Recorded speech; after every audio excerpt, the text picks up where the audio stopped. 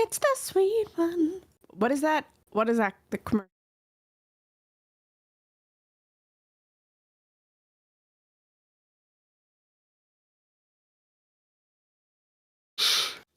Well.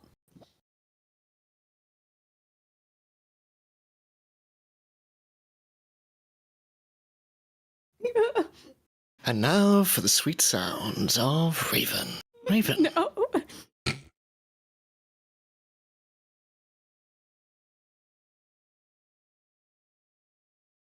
I'm gonna mute my mic, I'm sorry.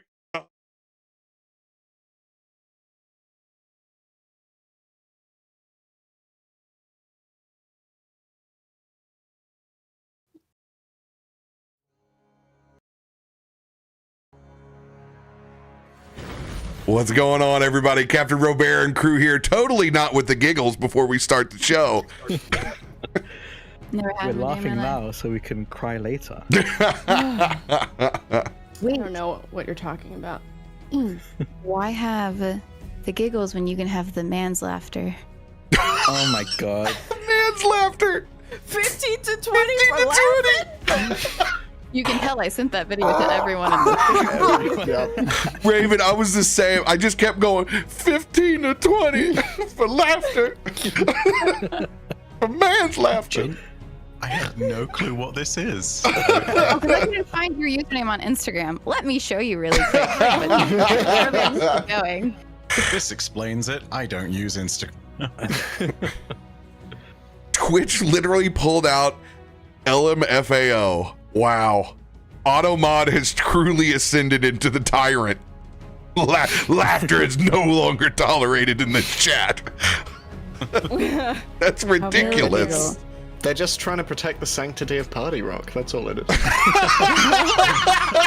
my god. Ladies and gentlemen, once again, another episode in the copyright folder. Oh, and that may be the quote of the week. Oh my. Oh my god, my face hurts. You guys are fantastic. Welcome, everyone. Anybody got big announcements they want to let the community know about before we get into the Cat in the Cradle? And the silver spoon. Yes, I will take this one first because you may notice a weird name in chat. That is Ravenous Tales, and yes, that is me. Ooh. I've rebranded my channel to host more TTRPG content and collaborative storytelling content. And that, my friends, is huge because Wreck-It Raven was an era, okay? Like, it was an era. But girl, she tired. She going to bed, okay? She retired now. And we are now doing what we want to do in a way that we want to do it, and it's still me, and it's still beautiful, and we love it. And with that, make sure that you are checking out Twitter, because I do have a campaign that is starting next Tuesday on the channel that is yet to be announced, but I'm telling you, you're not going to want to miss it, especially if you like Victorian horror. That's all I'm going to say. Mic drop. Boom. Ooh. Drak has already corrected my copy pasta fail. It is All changing now. For me, I guess the main thing is I'm going to Big Bad Con. I'm going to be flying out tomorrow morning. So if you want to see me in person, you can see me there. Give me a heads up before you hug me. I'm a hugger, but I do like a heads up first. What else? I'm going to be in stuff, so keep an eye out. There's several things coming out that I'm either a project lead on or a player on, so just keep an eye out because we've got some really cool new systems and games that maybe you haven't heard of or heard a little bit about but haven't seen played. Yeah, also if you ordered Damon's Academy, which is a TTRPG book that Banana Chan, a good friend of mine, wrote, you should be getting I think we recently got samples, the physical samples of them, so you got to hold them, actually check them out. So you're going to be getting those soon, to keep an ear and eye out for that. I got to write one of the adventures there, and my adventure was, imagine Strahd, but a woman. Ooh. And she owns, and she's the headmistress of a boarding school. Say so much less. I Oh wrote my that goodness. Adventure. Okay. So I think the Kickstarter's done already, but I don't know. I think the back kit is done already as well. So you're going to have to wait for it to actually hit retail before you can get it if you didn't back the Kickstarter. I think I did back it. But yeah, that's going to be, that's going to be coming out soon. God, what else? You can still pre-order Volume 2 of the Doctor Who TTRPG 60th anniversary. I got to write one of the adventures in that. And I think that's it. Yeah. Just a quiet week for Drak, only casually, just, Just a day in the life. just Dude. bossing out the universe as per usual. Run circles around me. Like I wake up and I go back to bed going, I can't nearly accomplish as much as Drak has today. I'll just go back to sleep. Dude, okay, Drak, Raven, and Sam will just throw out announcements every week, and I'm like, damn, what the hell am I doing with my life? You should see what Ed's doing. my achievements are honestly, Ed's is because like a lot of things I'm doing, I'm either project lead, which I will say is a lot of work, or a player, which I feel like isn't as much work. Ed is like gemming 5 things. Like Ed has so many things prepared and going on. But Ed just lets other people announce it because at least one of us are always involved. So it sounds like we have a lot going on. I'm very selfish when it comes to who I play with. If I'm brought on a project, I'm like, look, I have a couple of riders in my contract, and it is these 5 people in rotation, basically. If I'm not a part of that, I will fight you. Oh, no, you are. Yeah. Yeah, that's good. Yeah. That's good. Yeah. Yeah. But speaking of, you can catch both Sam and myself every Tuesday over on the Wounded Warrior Project Twitch channel, where we are barreling towards the mid-season point of our 2nd season of Eden Falls. It's a Tales from the Loop campaign, very Spielbergian, Stranger Things, set in the 80s, lots of sci-fi elements. Is there time travel now thrown into the mix? Who knows? We will find out next week, but we left on a hell of a cliffhanger. Also, it's technically not been announced yet, but keep an eye on the RP Geeks Twitter page. There might be something coming up soon. And also... yeah, keep an eye on Drak. Drak basically has me on retainer. It's where I like to be. But they have me on retainer, and you will have seen some movement about our wonderful autumnal Beyond the Brook campaign. Just keep your eye out. There's a lot of wonderful stuff. And speaking of Drak, Drak is going to be at the MCM London Comic Con, as will I. We'll both be sharing a panel as we play as sexy battle wizards as part of the UK Rising TTRPG Stars in the UK panel. I'm very excited and intimidated, but I have Drak and so many other lovely people there to keep us company. Do come along, come say hi. It would be lovely to just talk TTRPGs with all of you and just hang out. I really want to see as many people there as possible because you're all amazing. But that is it from me, I believe. Very beautifully said. Also in Eden Falls, Drak has an NPC. Yeah. I love it that they're getting into trouble because the NPC is based on a Tales from Elite campaign. I played it. That was literally my PC that I played in a Tales from Elite campaign. That's so cool. So seeing that I hope I didn't get was fun. Whoops. But also a huge announcement from me that has not even been announced on social yet, but it will later. So you can have it now. I partnered up with Twitch and have been filming a show all year round. It's a show about helping people, creators, dress the clothes they already own to help lessen the fashion carbon footprint, as well as teaching them how to purchase things pre-loved without going overboard. So you get to come and dig into people's closets with me, and the first episode will be airing on my Twitch channel this Sunday at 7 p.m. PT. It's very late for this first one, but we're going to be knocking out 5 episodes all before TwitchCon, so keep an eye out. Do y'all want to know the name? Yes. That hasn't been announced either. Well, are you going to announce it now? My guess is Sam Threads. That's Okay, my that's guess. cute though, but that's not it. Closet Creepers. Maybe season 2. Was it Creepers? I think that's a different show. Oh my lord. We do love a good creeper too. And we're out, ladies and gentlemen. I realize that's meant too. Okay. No! That's a wrap. Roll credits. Yep. Yep. Well, in my fantastic news of truly becoming an elder on the internet, I bought my first KitchenAid this week for the house, and I'm making bread pudding from the extra bread that was accidentally on the my nephew's grocery order. So I'm showing them how to make bread pudding this week. Zucchini bread. Zucchini bread, yeah, obviously. Oh, I'm sorry, I have failed. Zucchini bread is not the first thing I'm making in the KitchenAid. But you know what? I can't wait to show them how to make bread pudding, and then not show the amount of rum that goes in bread pudding. So exciting Sam, times. what was the title? We never got the title. Was that like a tease? You're not gonna tell us? I want to know. The title. I think you derailed that. Then, Yeah, that's. I did. Drak. Fine. Do y'all want the title? Yes. Yeah. Yes. I was also patient. Yes. Yes, Miss Sam. This is Sam. So the show name is called From Desk to Door. Oh, that's so cute. I love that. Thank you. I love that. Yeah. Hair what's your flip. turn coming up? Just wear this. Hugh. Anybody else with announcements? No.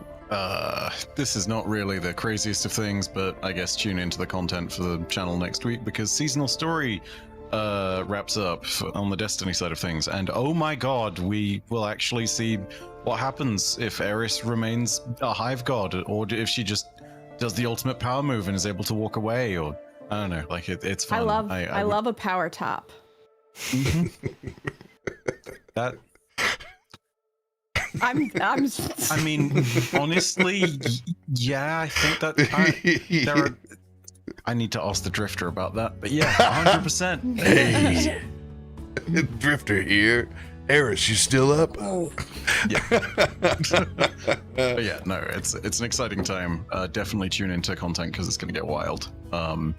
Like capital W wild. There's a lot more movement in this than I think we've seen in a while. This season has had the story that is worthy of some expansions, so it's been really good. I wouldn't normally announce that, but there we are. I guess it's just that good. And speaking of Destiny, folks, D&D on Thursdays picks up tomorrow with Baldur's Gate Rise of the Black Worm, as some familiar faces in the Destiny community, Robbie V, Dado, and Ruben Sargasm, and About Time Joey are all going on an adventure together. 10 parts. It's going to end on my birthday before the end of the year. So it's going to go all the way till December 28th.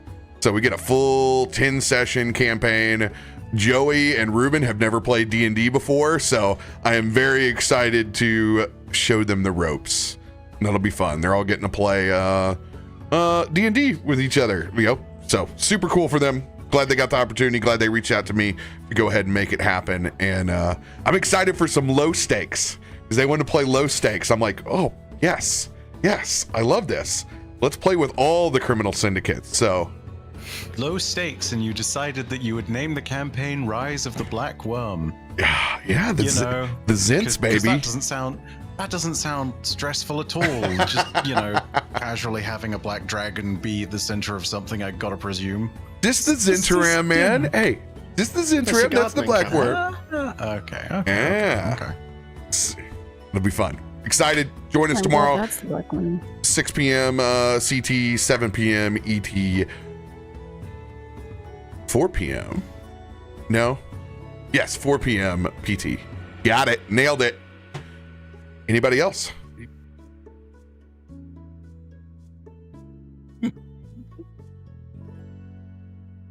So, let's pick up where we left off. What feels like 3 months ago now at this point, and we're all dying. One of us is. With the epic battle that has ensued on this giant floating recycle center in the sky. You all have dispensed of many constructs,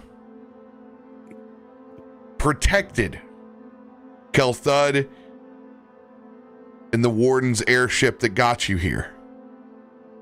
We have folks in flight. We have arcane cannons going off, and we're all attempting to retreat. With everyone going a different way. Chrissy has laid out a rainbow bridge, a connection down 30 feet from the airship all the way to this monstrosity of a construct, this Silent Gear Warden an amalgamation of all the parts inside the recycling center, as well as some sort of sentience, as it's reached out to challenge Myshkin. In defiance, you have cursed its name. You have tried to slide in between the gap of its many mechanical legs. However, a nat 1 has caused you to be engulfed inside the machine.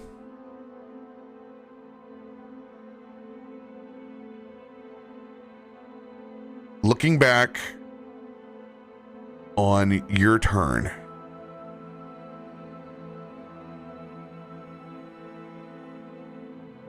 I believe I've used up all my actions. Okay, you used up all your actions. I'm just looking back here to see things inside the roll log. I don't actually even see your nat 1. I know it's there though. I know it happened. Oh, it's definitely there. It's burned in my memory. Yeah, because I cast Warp Step to try Yes, and you cast get Warp out of Step. there. Yes, and that was that was the contest that we had. Yeah. Which is two actions, but I did take an extra strike, so I technically have 2 actions left, but I'm happy to. I don't think you rolled a nat 1. I think you literally got 1 beneath what you needed to because it was contesting. Yeah, That was it. I think yes. I think that You was just it, yeah. missed by Yeah. 1. You just missed by Yeah, 1. yeah. Got it. Yeah. Yeah. 2 weeks is a lifetime, y'all. 2 weeks is a lifetime. We're going Yeah, to. I don't think it was a nat 1. All right. We are going to pick up on your turn engulfed inside the machine. Okay. What can I see? What does it look like in there, if anything? This has all happened so fast. You actually have no vision right now. It is pressure. You can feel the cold metal press against your face. You can't even open your eyelids inside of this.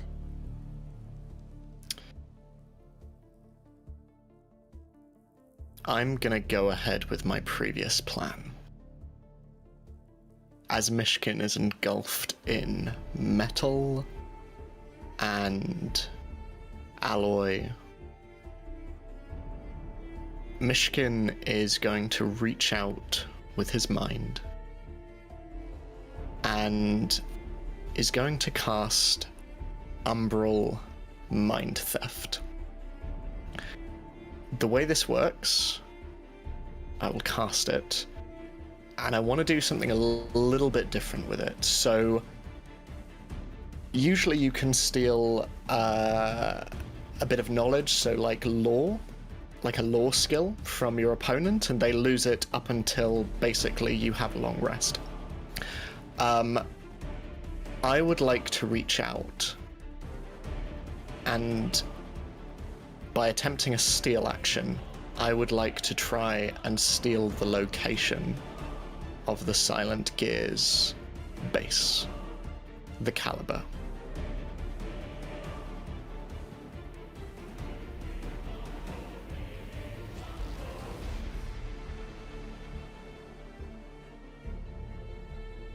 Myshkin.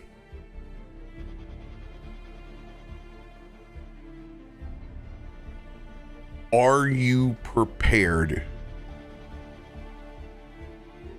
for the consequences of interfacing with this machine, both magically or physically?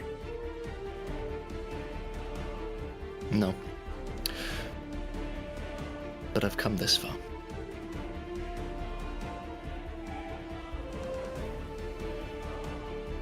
All right. I want you to cast your spell attack. Okay.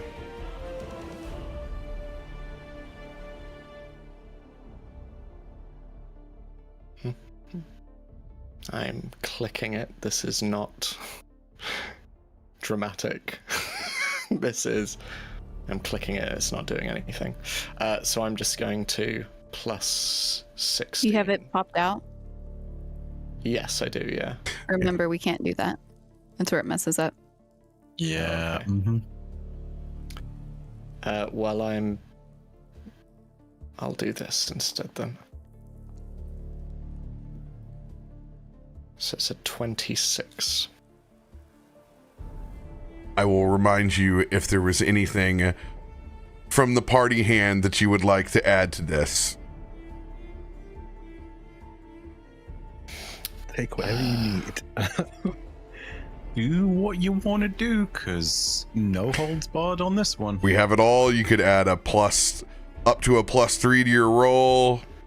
You could luck this roll and go for a new one if you want to.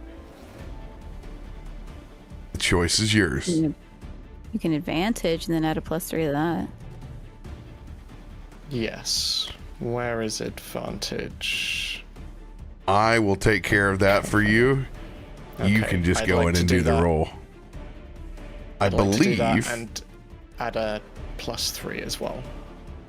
we have the +3, Wait. but I do not see an advantage. Wait a minute. Let me see if I got one. I do. this is I'm going to good. play mine, if that's okay. Absolutely. Okay. One last question. Both myself and Farouk are not in view of Myshkin, correct? No, I went up Or- the spiral. No, we are right think at the you can door. see No, Myshkin. we are right at the door. Okay, so in that case, Wash Your Luck is available, just in case. And I gave you my advantage as well, so go ahead and do that. Okay. Do I add 3 to both the rolls or just 1? I think it's both. So you rolled a 26 the first time. That'll be a 29. Okay. This will be so- your advantage roll. Okay, so 29. Do you want to stick with 29? Yes.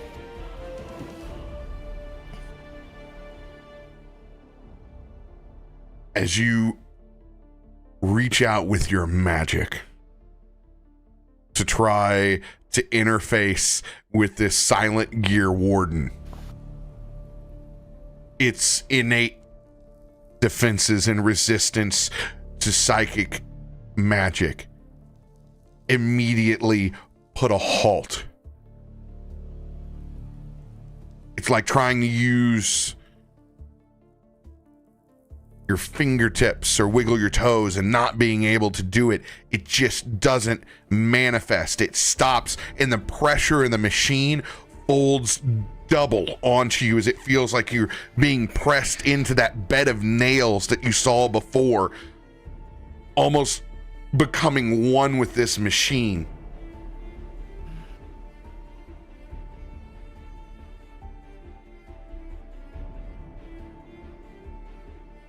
Would you like to use a luck? Yeah. Say the So I- card, I'll reaction Wash Your Luck for you. Just Okay. remember, you have to take this roll. I'll do it. Does that also have the +3 and whatnot on it, or is that Yes, it does, because it's re-rolling one of those rolls.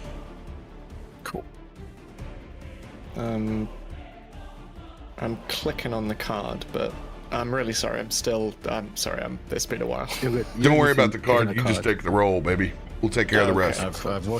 I've washed your luck. You got Thank this, you. bud. Okay. I'm so nervous. What could go wrong? Nothing. It's fine. This is fine. Okay. Okay, 30. one better. So 33? Yeah, 33. No, it's a just 30. He already added I- a 3. Yeah. 30. 30 is the DC.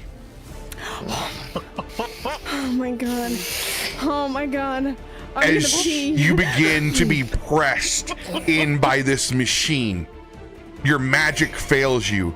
Arcana stops. But you have a sense of already being transformed in this machine. And you begin to manifest. And where it starts to build machine into man, one hand forms. Solid mechanical out of the parts that you reach in and seem to interface in this as you are becoming one with that machine. Your second hand forms as you're trying to prevent this thing from replacing your own flesh with machine. You direct to the two parts that you don't have. As two hands form and you brace yourself and lock on as you feel like you're holding yourself almost in a roller coaster ride. You can feel the pins and needles beginning to try to remove the flesh in your body there, and it halts. Skill challenge. As time becomes entirely relative to you, your eyes are closed, but you can see everything inside the room. In an odd red-like scale, everything is displayed in front of you in 360 degrees. If you're going to try an interface and find a location of the silent gear, this is your 3 skill check challenge. Now, you have taken over the silent gear, so you will have its modifier to try to access the information. That modifier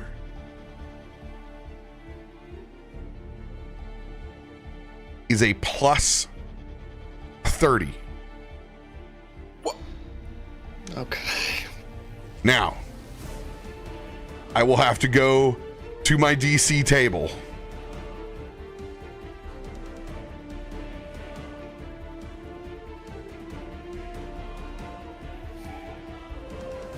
The DC will be 46, 48, 50. Oh my god. Okay. So you'll go down to the bottom right hand, you will select a D20 plus 30. And plus 30. Okay. Ooh. And I'm assuming I can't add any cards or anything to this, or? Yes, you can. Oh, I can. Okay. I'm just realizing one of your rolls has to be a nat 20. Yeah. Yeah. Okay. Good luck. And that 20 will be whether you get it first or at the end. That is an automatic success. Okay. Now, each degree will reveal a piece of information. Okay. You have used the plus 3, so you can use a plus 2. I'm tempted to save that. I think that's a wise choice. Mm-hmm. I think I'm just gonna do a straight roll for this first one. Looking for a 16 or higher on this first roll. Maybe not. That feels so high. It's still so high, but Remember, you get a worse piece and of worse. information for each success as you interface. Okay.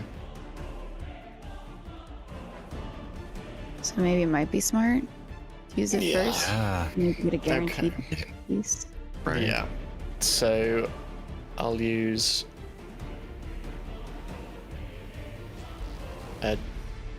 So inspiration D6, is that right? D6 will give you a plus D8. 1. D8. Okay, so plus 2, so plus 32. Okay. So 14 or pressing- above. Okay. So reaching out to whatever semblance of thing that is living within this creature, Myshkin pushes through. And nothing. Oh, the 15 was right there. Yeah. Now is your chance to play your lucky card. Okay.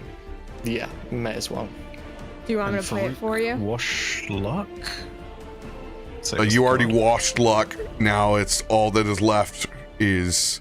Oh no, I did, but you can't you?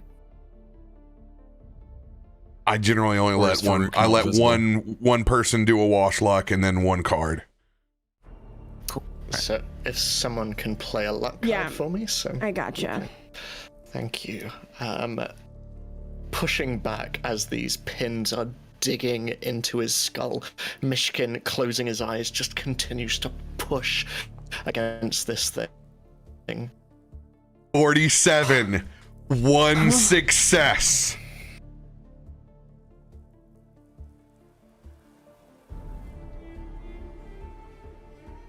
As you interface with the machine, it's like dropping down an elevator as fast as possible. Your mind drops back down into the floor of Stormforge. And it travels to a clock tower. And then you see inside this clock tower in the center of city proper, you find a laboratory.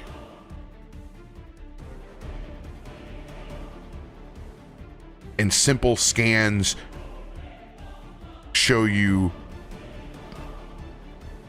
the presence of both Silent Gear and Voshborg. And the last thing that you see inside of that clock tower is a mechanical beating heart.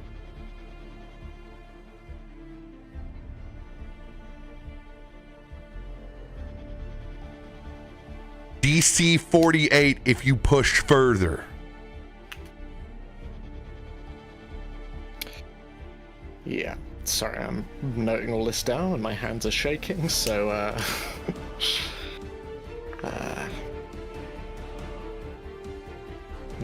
okay. Yeah, does anyone mind if I just burn through cards? Do it. Burn That's 'em, what they're baby. there for. What's still left that I can use? A D6. Plus one. And- Is that Okay. it? That's it. That's it. This is a Okay, 17 or above roll, then. So, 31.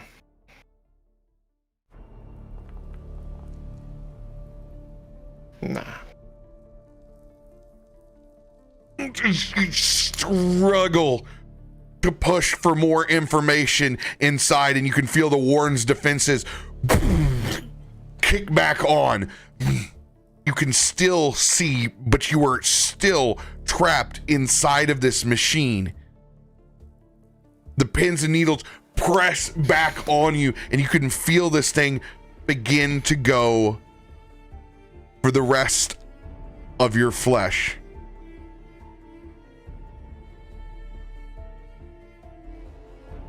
You need to make your escape.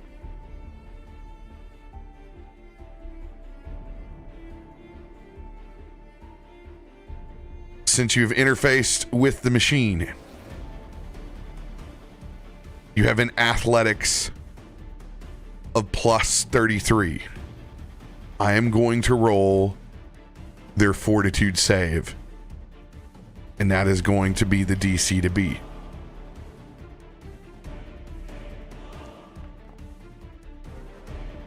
$37. Okay. And so what was the modifier? Modifier is plus 33. So you got a good roll. Okay.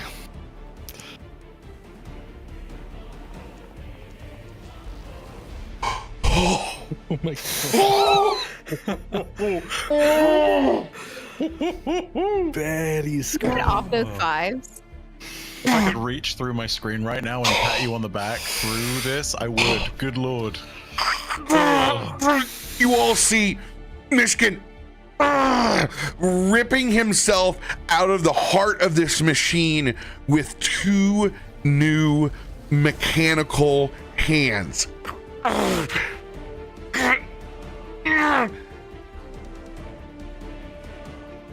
I need you to make a fortitude save on these actual mechanical hands ripping through this machine.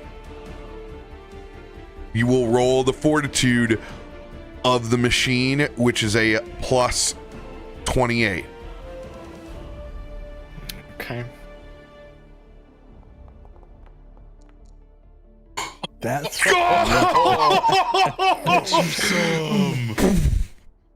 With a natural 20, you rip and rend this silent warden. Being interfaced with it, Myshkin, DTD. As Myshkin tears himself out of the pins, and I'm imagining from your description, it's like one of those children's toys where you press your hand into all of the sort of spikes, and it is like coming out of that. And I will say, from your vantage point, Loluphia, you probably see that across his face there are numerous just bloody streaks through his fur. All the white down his neck is matted and bloodied, and you can see that there is a feral, wild look in his eyes as he's just bringing his hands out. And as these large mechanical hands are coming, you see that they are morphing into something more scaled and dragon-like, not unakin to his mage hands that you usually see him casting. And as they come out, there is a moment's silence as they both just into the creature, and you see them literally tearing it apart from the inside. And RoBear, you said there was something living inside there. Oh yes, oh yes, oh yes, oh yes, oh yes, oh yes. One of the hands just tears out, and you see in its hand, just limp and very frail looking, just this pale, near lifeless body that just flaps around like a rag doll before Myshkin just slams it down onto the metal cog beneath. And as he falls on the floor, this bisected creature just crashes behind him and falls to either side as Myshkin just lies panting on the ground. His mage hands disappear and his wrists just hold his body weight up as he just heaves on the ground. You look at that scrap that's there as it's loosely thrown together, and you can just see it pull itself up just enough where you can see it's this humanoid body leaning up and looking towards you, Myshkin. We're not done here yet. Myshkin stands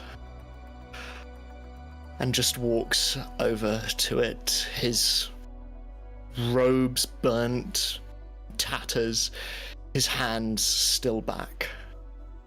And he just places a bare, very matted paw on the creature's face and turns it to either side with his foot. And he bends down. You're right. You're not done yet. And Myshkin just lunges forward with his mouth and tears his face off. As you tear away that machine, you can see the embossment of this beating mechanical heart through the scrap. And for some reason, your vision kicks into that red infrared scale again. And you can see that beating heart in a clock tower in the center of Stormforge.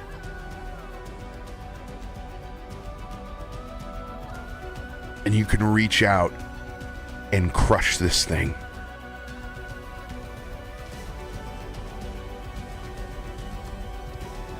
Do you?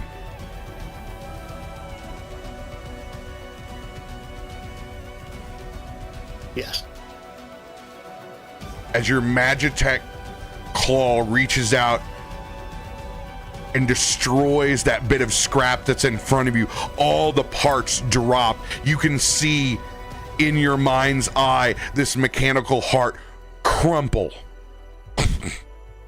The last thing that you see before you hear the clock tower bells ring.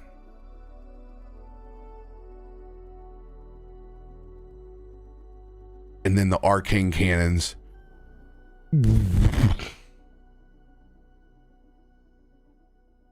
drop down. And the propellers stop.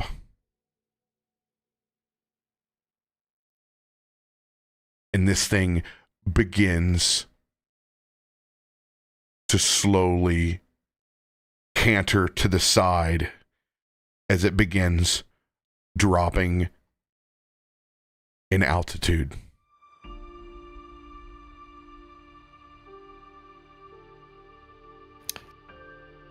Myshkin looks up towards both Loluphia and Kallisto, airborne as they are, and is just going to, sort of looking around, sees the shimmering rainbow bridge before him.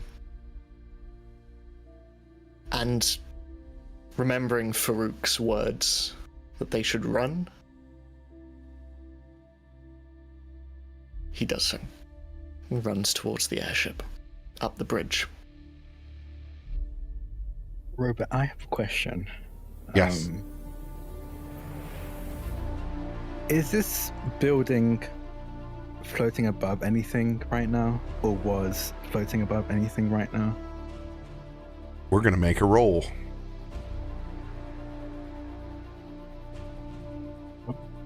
Oh, okay. Do I need to roll this? Nope, I'm gonna make the roll for position.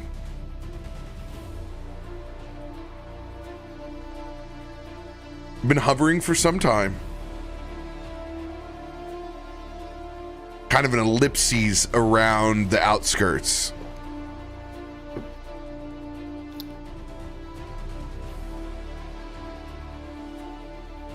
Five and a 6. We are hovering over some part of Stormforge. 1 through 4. There is clearance between us and the city. And it's somewhere between the Forgotten Lands forest and the mountain range. Here's that roll.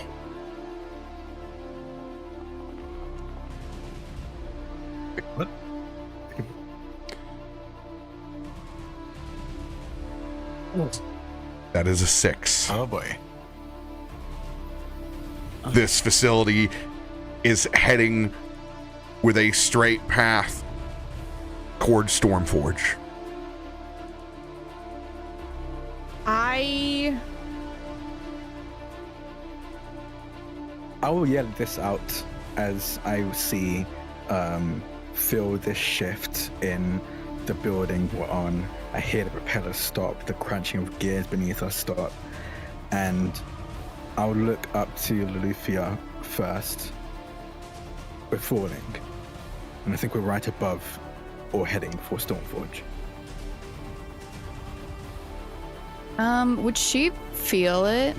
Like, or not feel it, but because she's flying, if this thing is dropping and she's staying still, are they like going through the ceiling?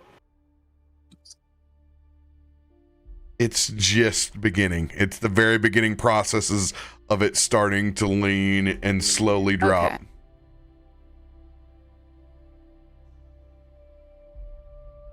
All right. Yeah, cool, sweet. She would respond to you telepathically, because she's not screaming over all this probably loud air and engine sound and whatever else is going on. But really is attempting not to be angry when she says this. However, you would hear her come across with, how much fuel do you have? I'll see what I can do, but I probably need some help, maybe, and I'll gesture to the ship. Are you gonna try to find fuel? No, if we can move this thing, the ship probably have a better chance than I can. We need to How do steer you this out propose of the that? way. Just keep ramming it to the side, away from Stormforge. It's the best we can do. People are going to die if this hits. We can Follow guide your it lead. forward. Yeah. Okay. I think as that conversation's happening and Chrissy in this avatar form notices the turrets powering down and this quick change in silence from this building, will finally leave off of the ship and would bound towards the center. And what I would like to do in any way, shape, or form is essentially use whatever little bit I have of that shield to kind of engulf the bottom of this building, dispersing myself as needed. And I know what I'm doing is dangerous. I know that I am already calling upon Nixie to do more than she has so graciously offered. But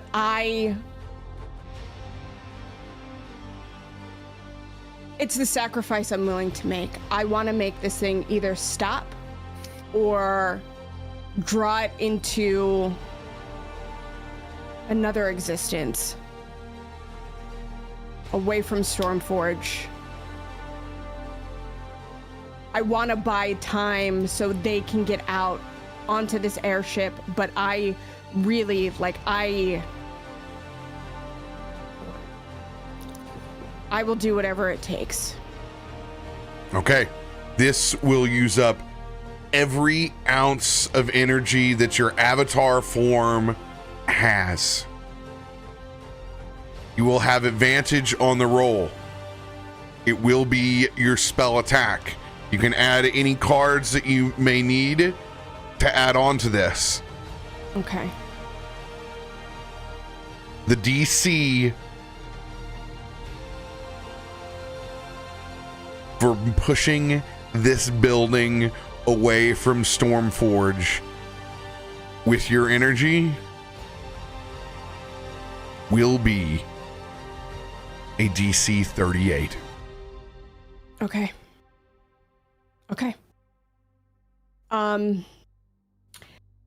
If that's the case, I am going to use a D10 inspo. This will be a +3 to your spell attack. You already have innate advantage from being here in your avatar form that got you this far. It's not letting me play it. Hold on. I'm just trying to There we go. Okay. So we are going to add +3. Keep higher. All right. What was the DC? DC is 38.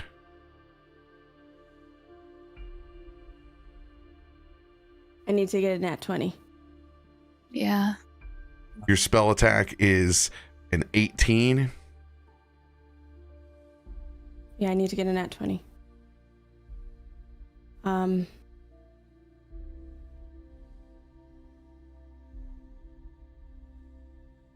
That's fine. I think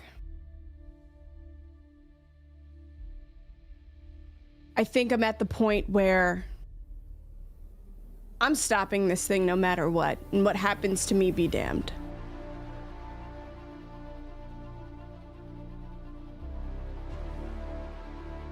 Kaivar. Yes. We can't stay on this thing any longer. We gotta go. We gotta go now. Come on. Kaivar will instinctively wrap his buggy legs around Farouk as though Farouk was offering to carry momentarily, and then realize that was absolutely not the case and will make his way for the Rainbow Bridge. As we begin that run up, we can see Chrissy beginning to channel that energy. Do I have a reaction back for Wash Your Luck?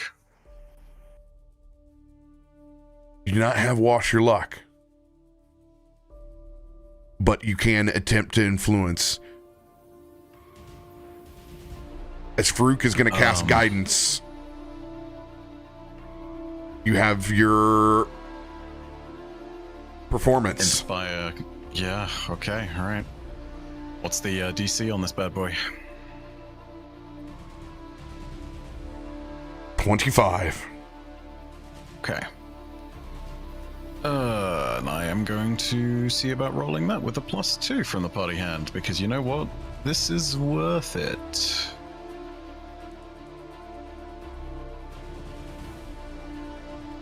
Yeah. Oh, it's spent.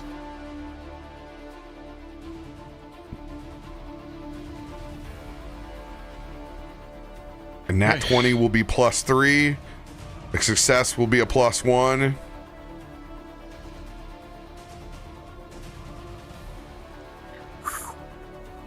That's a plus. What was the thing you said for the roll? Was it 25? Yes. 25. Okay, so that's a +1. Success +1. Chrissy, you have a +2 combined from Farouk and Kaivar. Okay. I don't know if this will help or if this is like a backup, because I think, quite frankly, I don't know or really understand what Chrysanthemum is doing, but Kallisto is going to be heading to the ship, and they plan on guiding this fall, trying to use the ship to guide it away from Stormforge. Yours will be the second attempt. So we're going to do Chrissy's, and then we'll enact the physical depending on this roll. Hold on. I'm trying to make sure that I am getting all of it. So I have in total +5, right? Yep. Okay. So I'm just going to do +5. Keep higher. All right. I'm going in. 32. That's. Is that? I feel like that's missing the +5, right? It is missing the +5. Yes, it Still is missing the one +5. Still one short. Yeah. It's one less. So it's 37. There's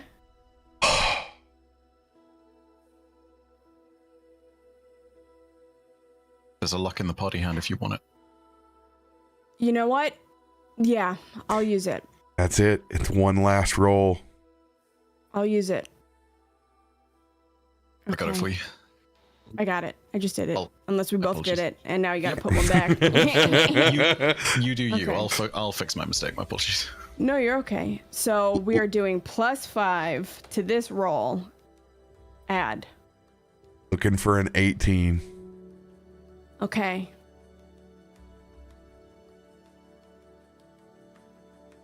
All right. I'm gonna do it now. I'm so nervous. Nat 20! Nat 20. I'm gonna cry. I'm gonna cry. Twice when we really needed it. I Okay. love it. Okay, wait, what's Oh, tell them stories. the... So, and I get a critical thing, so I just get to whatever the maximum possible is. That's what I do. That's what I do. I'm not crying. Whatever it is, it's fine. I just saved people. Not only are you able to envelop this entire floating factory with your energy, but it's not just a bump or an expunge. Chrissy, as you float towards this structure, you have total control over it. You can place this thing as gentle as a pillow on top of a freshly made bed.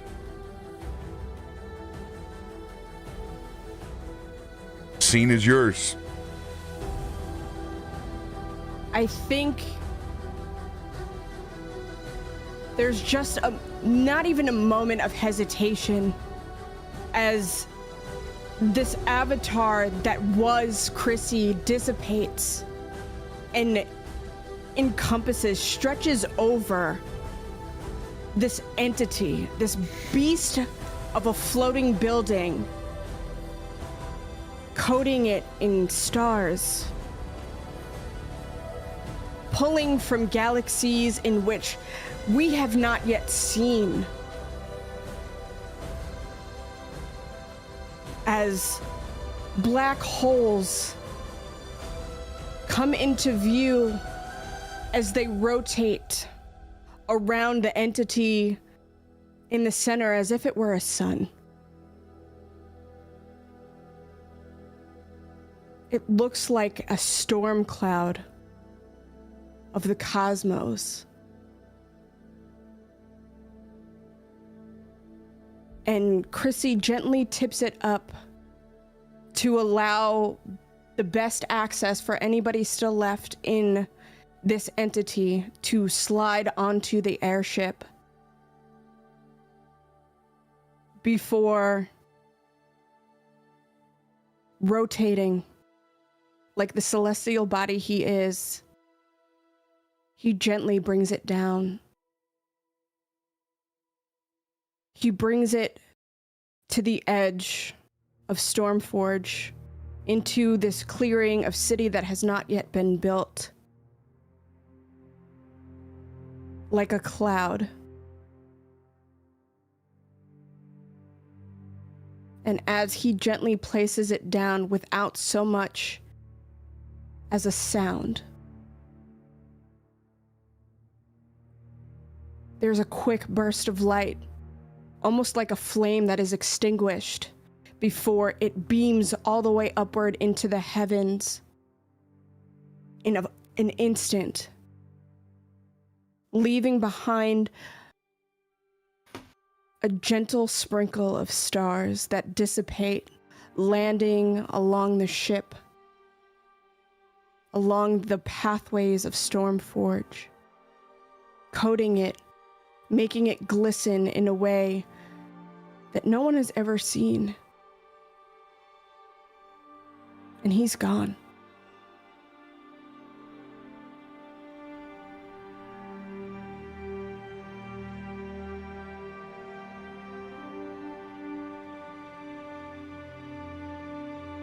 With everyone secure, on the Warden's airship.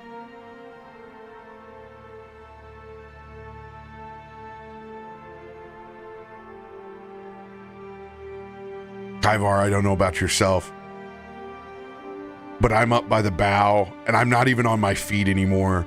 I'm just laying there.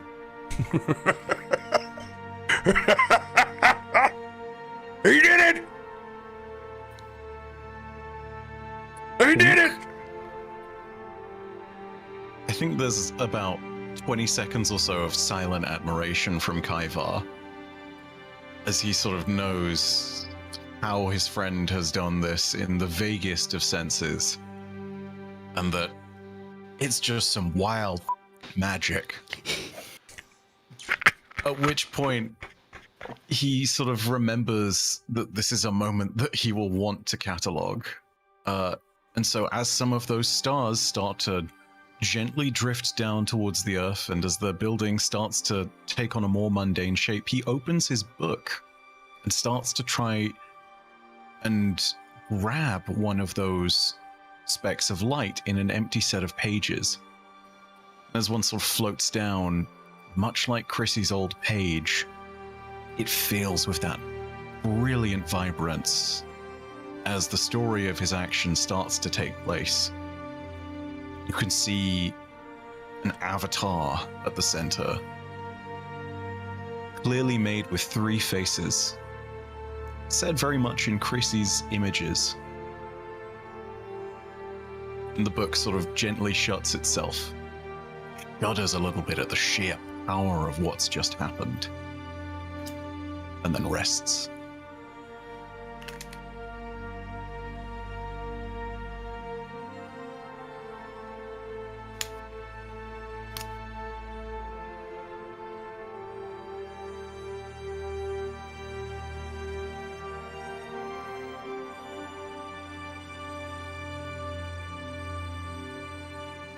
The rest of you.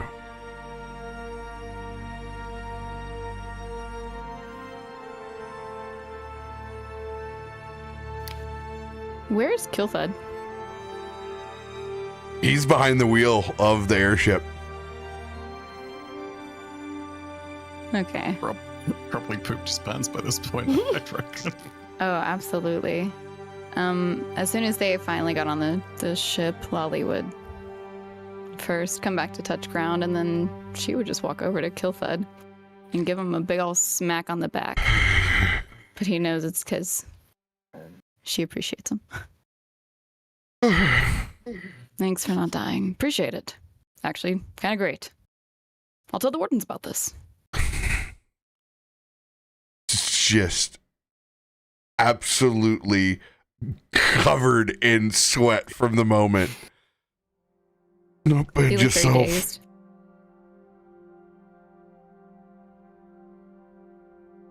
Well, proud of you. And thank you. Thank you. Uncle, then go sit down. And she's grabbing his shoulder and kind of like turning him around, pushing him toward a place to sit. We'll take it from here. I don't even know what I just seen. We can talk about it later. They always said that kind of stuff isn't possible. And then you watch it with your own eyes. You need to get down in the Forgotten Lands more. It's possible. I think so. Thank you. He's just gonna sit in a stool that's about 10 feet away from the helm. His hands are still, they're completely cramped. He's had Oh no. white knuckled on this wheel for so long since it's been over there. He's just, he's safe. He's just in a little bit of uncomfortable shock that's waning by the minute as reality and the comfort of the actual situation begins to set in. Could I don't really have anything for this, but with her healing abilities that she does have, is there a way for her to consensually, like, offer to sedate him so he can just rest? Not necessarily sedate, but you can absolutely calm his nerves with auto success based off of, you don't need to roll a medicine check. You can Okay. His muscles can untense, and his hands aren't gripped like that. Yeah, I have a fee for this. Thank you. Thank you, Loluphia. Yeah. Once we're back to safety, you'll be all right. No doubt. I'm already in good hands. Yeah. We all are.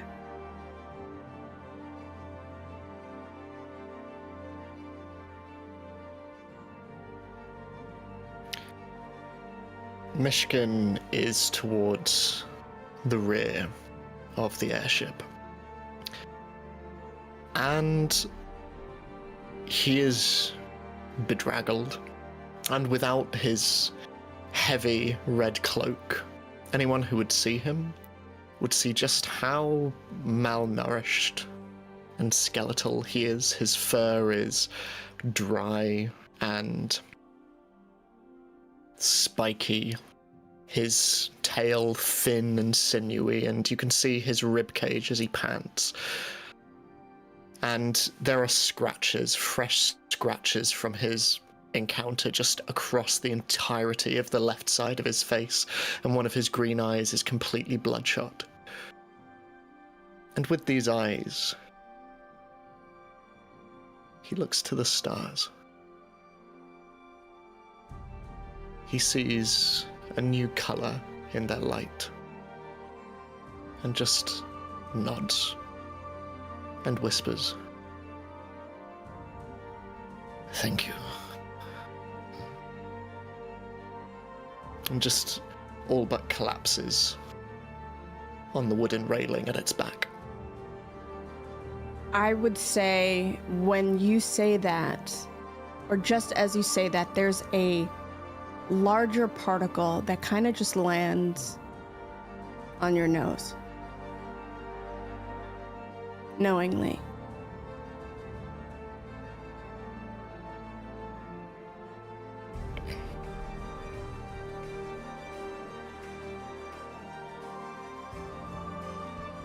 Kallisto is sat, I think, near the head of the ship. And initially they had their eyes on Loluphia and seeing them moving around just fine. The gaze lands on Myshkin. And I think even then it drifts away as he wrings his hands and looks down at the ground, just silent. He doesn't say anything. He doesn't make any further eye contact with anyone. He just closes in on himself as they sail through the air.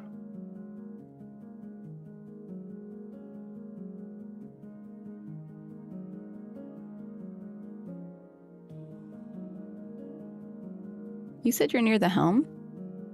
Yes.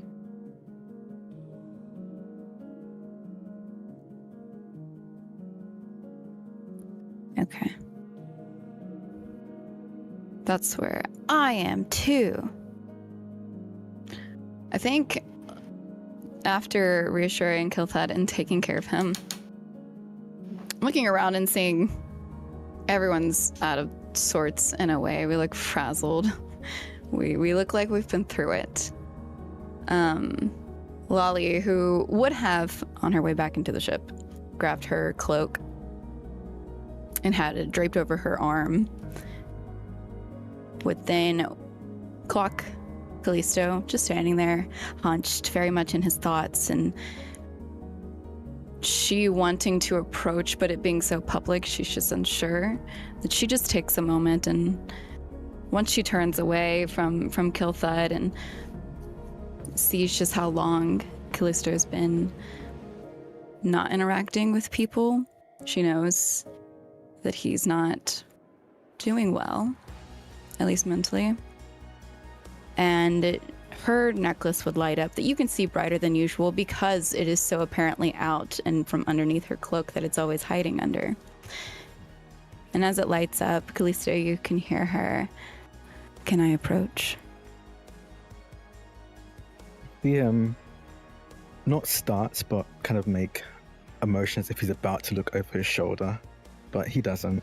He continues to look, I think, out at the view down below, and then says, "You always can." Her necklace darkens. And she does. She's not very far from you, but at the same time, she tried her best to keep that proper distance until it felt okay. And as she approaches, she kind of walks just in front of you, and you probably, if you're still looking down, would see that billow of the cloak that she's holding drag on the ground a bit. Well, definitely much more dirty than it was prior to this event. And you just hear her ask out loud, "You want to help me put it on?" Looking down at you. Quietly nods and will help you put it on. I think you notice he is trying extra hard to make sure his left hand doesn't touch you. Because I think you see partway through the entire fight, then pretty much the entirety of his shirt had caught fire, and at this point, whatever's left barely counts as clothing at this point, and you see that you can't even really call it a scar anymore. The molten rock that makes up his arm has spread further.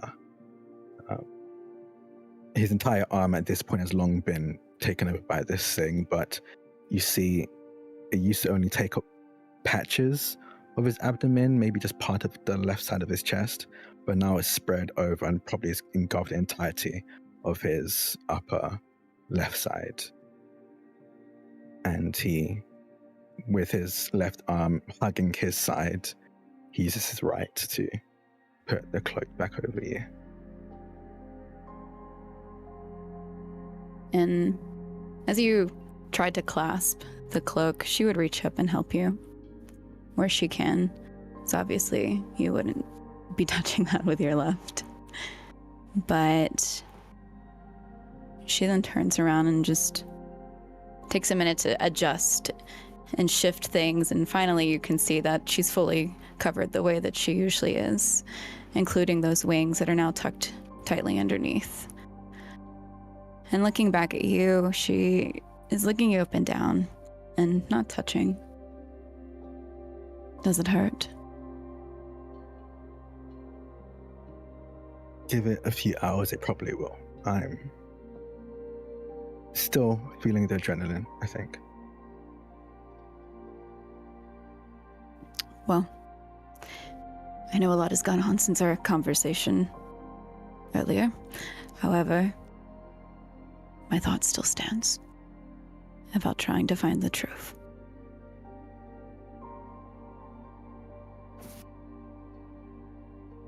He nods.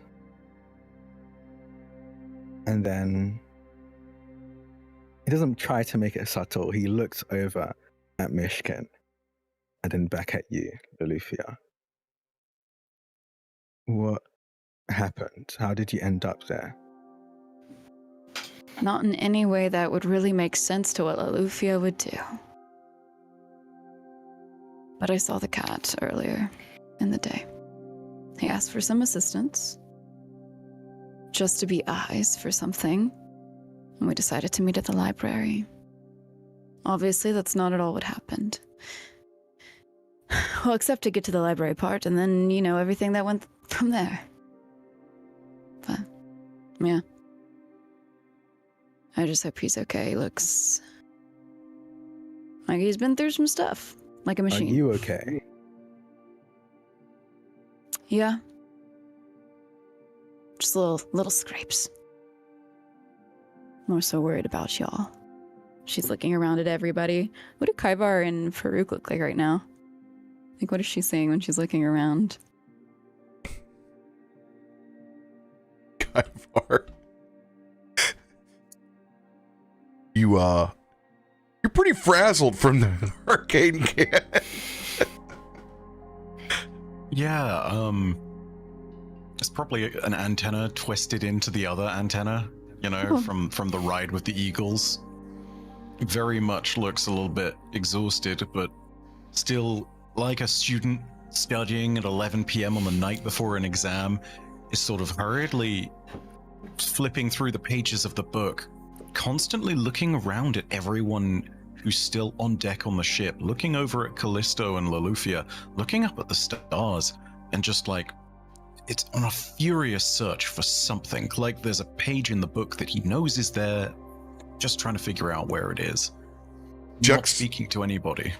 Juxtaposed to his frantic note-taking, a very, very calm, unfrazzled Farouk is got his arms wrapped around the edge of the bow, and he's just looking up at the stars and Parik flying along with the airship with just the biggest, proudest grin on his face.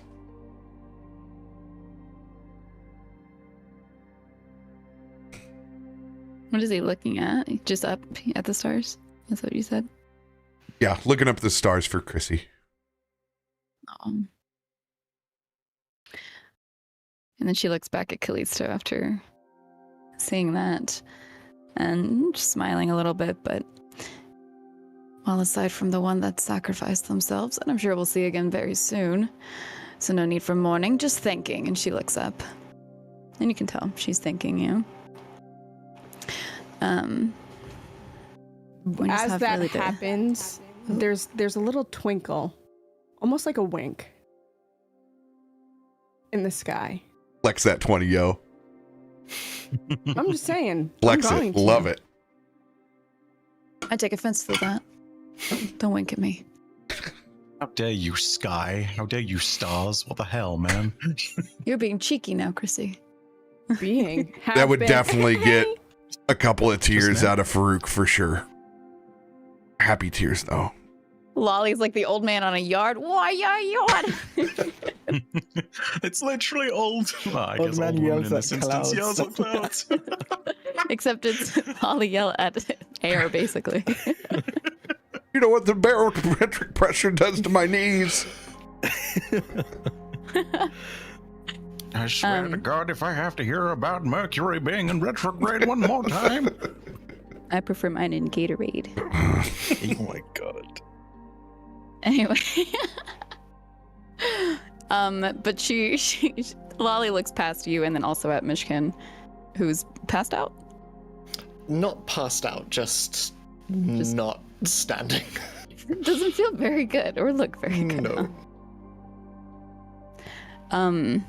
I know we just spent a lot of lovely time with him, but do you mind if I try to go help? And I mean that Go question. ahead. Are you telling the truth? I think you know that no matter what, he's going to want you to help, like anyone you can. So he is fine with it, but I don't think he hides the fact that he doesn't seem to very much like Myshkin. He doesn't hide the fact he doesn't like Myshkin, but he also doesn't want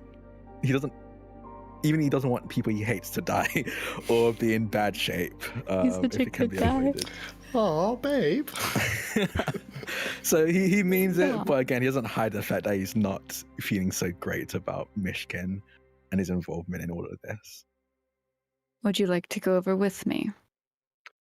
No. Okay. Well, don't keep to yourself for too long. It's not good to be in your head. You know that. I'll be fine. I don't believe you, and she just pats your not lava shoulder as she walks past you and heads toward Myshkin. And you can probably very, very lightly feel her steps because you are on the ground. So Yeah. everything's a little bit more sensitive to you too. So, Myshkin, Yeah. about your Magitech hands. These hands can form and completely retract in to small metal plates that fit right along the wraps that you have.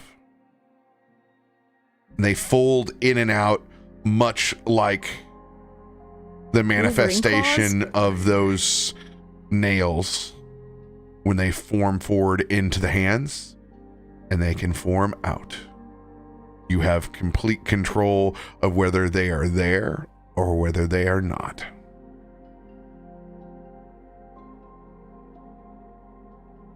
But they are part of you now. Oh man, Myshkin doesn't like that. You are part machine. I have a question. Just a really important question. Used to be my skin, now it's my sheen. Are these Magitech hands? Suddenly Myshkin gets up and walks away. Lolly approaches. Are these Magitech hands backwards or forwards? That's my question. They would have been forwards. They're in the image of man. Okay.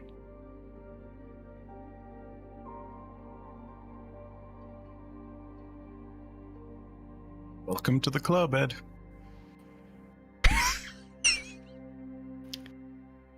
I have a question, RoBear. Do these supersede my mage hand? Supersede? No. So they don't. Okay, good. No, not at all. That's why they fully retract. They are a part of you, but it is your choice when to manifest them and when you want them there and when you don't want them there. Okay, thank you. But then there's also this itch.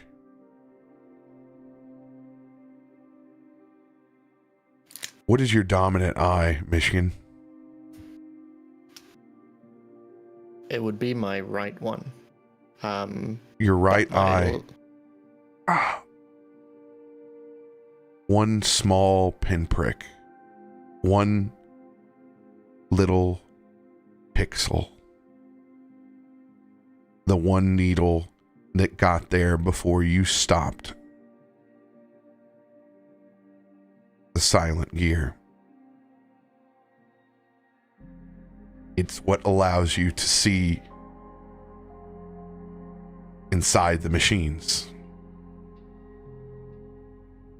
Your eye is still biological, except for one small, tiny red pixel.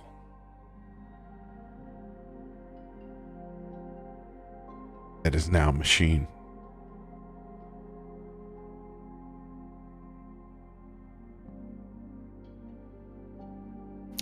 Myshkin, as you approach Loluphia, is looking at these, for lack of a better image, it almost looks like porcupine fronds just sort of like wrapped around his wrists.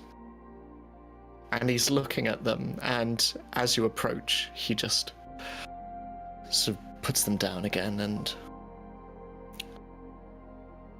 Thank you. Don't mention it.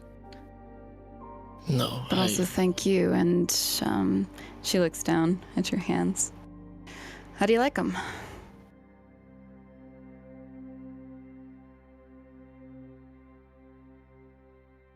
For a moment, I was scared that... And the pendants around his neck glow, and the green, scaled, four-fingered hands appear around his wrists again, and I was scared I'd lost them again. And they disappear once more as the pendants deaden. Oh, I'm glad you didn't. What to me, RoBear, does Myshkin's eye look like with the little prick? Is it something that we notice? It's a hard perception check to notice. I can try. Might as well. And if it doesn't happen, oh well. Yeah, I would say it's a solid DC 30 to see that small little pixel. So I need 18 plus. Let's see. Roll.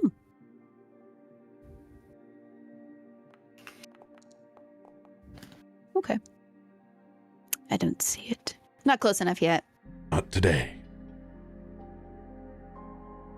Next. So,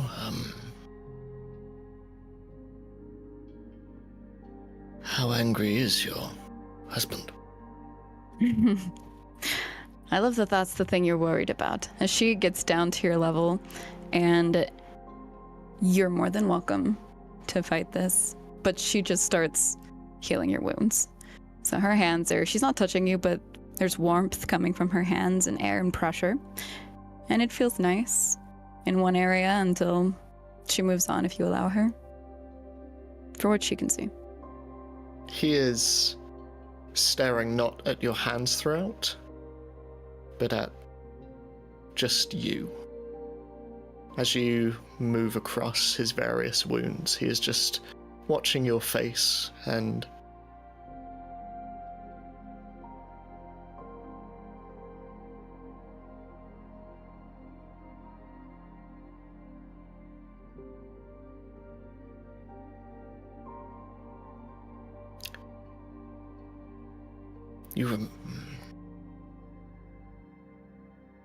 What? You have to speak up, as she says, and she's like kind of putting pressure now on a wound on your back as it's taking a little bit longer. You're worse than Kallisto with this mumbling. You remind me of my mother. She stops. And she's behind you now, so you can't see her expression, but you could probably feel that burn. But it's not negative, it's just like, I'm listening.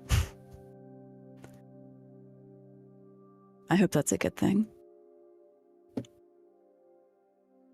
She would often heal my scrapes. Is there a little bit more than scrapes, Myshkin? She continues now. I'm a little bit older. Which means you take longer to heal. It's what happens when we get older, old man. Just get used to it.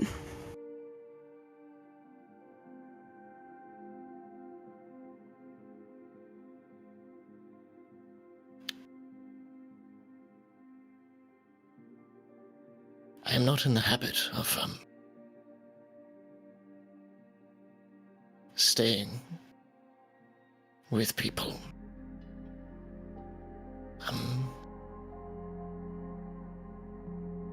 Nor others staying with me, but,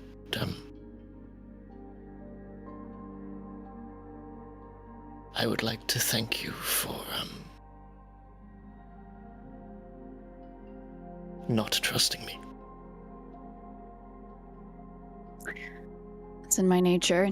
She's come around to at this point and is finally finishing up down the right arm.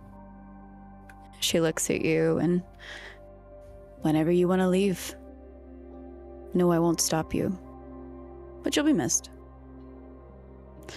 I think now I can slowly give you a bit more trust back.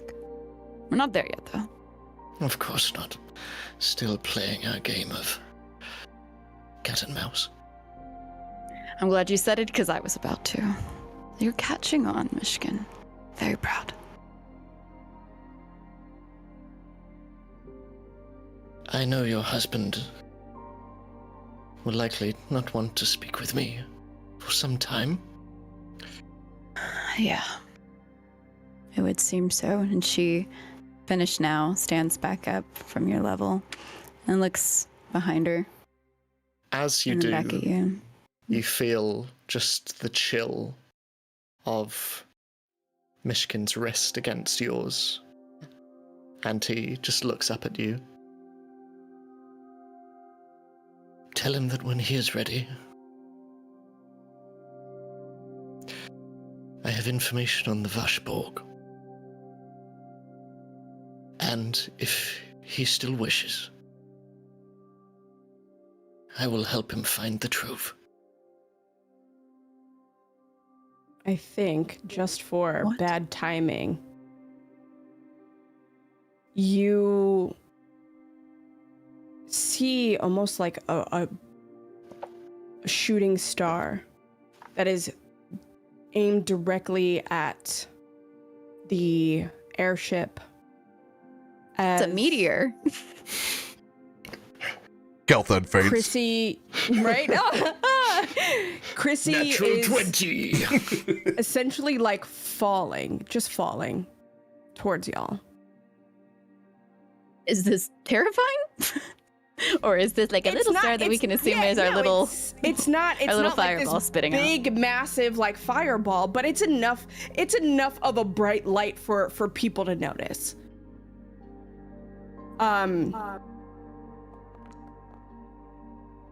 I would think.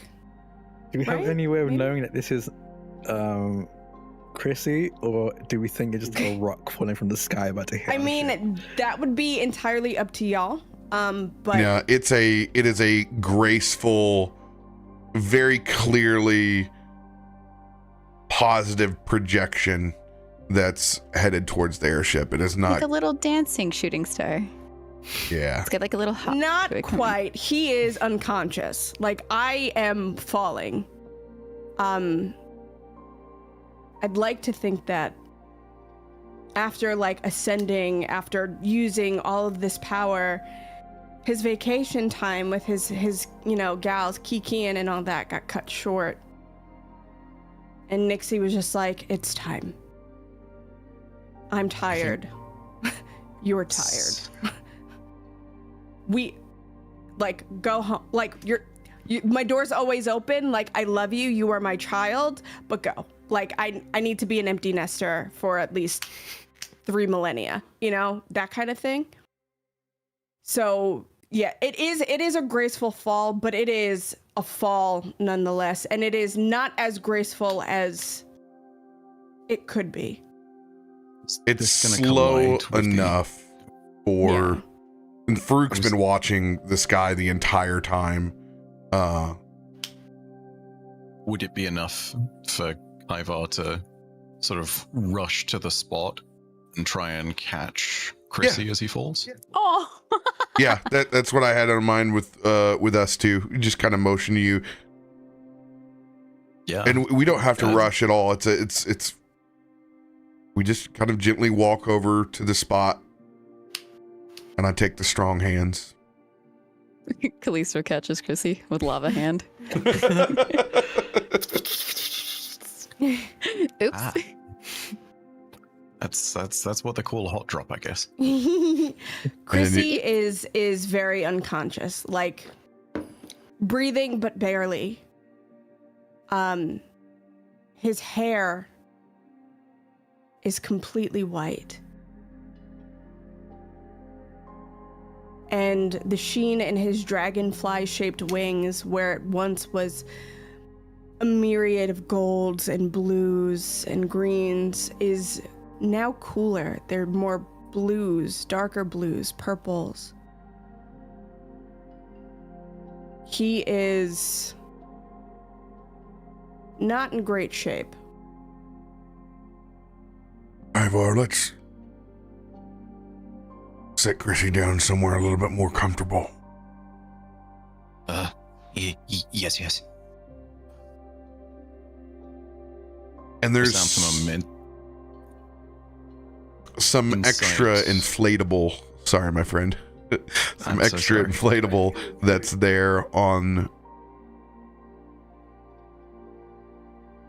the actual forefront of this airship.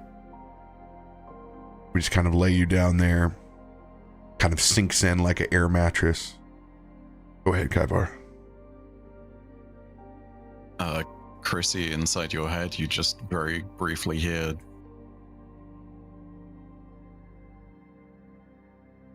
that was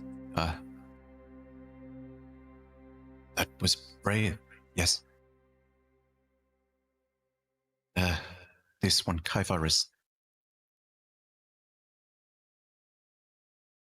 searches through, tries to understand, looks for just the right word.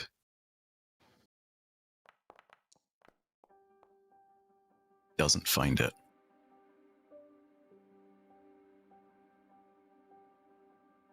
Well done, Chrissy. Yes? There's a very faint presence of acknowledgement, but there are no words. It's kind of like Tinkerbell losing her light a little bit.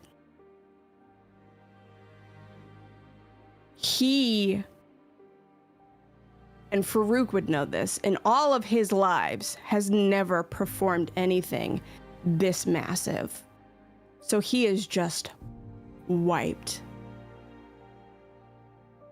Farouk calls over Parik from the sky. He kind of lands down and Fledgley kind of extends his wing out and kind of curls up underneath your head, so you kind of have a pillow and a backing there. But through his familiar, he begins just to send a slow amount of residual healing that just emanates through Parik.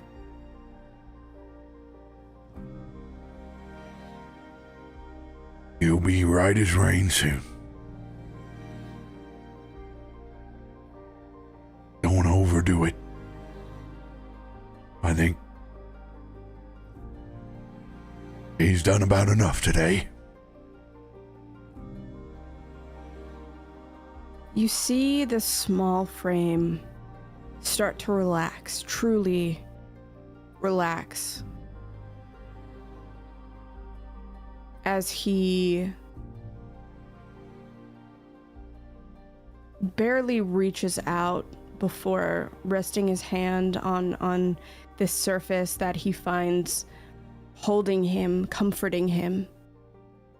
And he just kind of falls asleep. His breathing is definitely better. Like there's more life there. But he is conked out.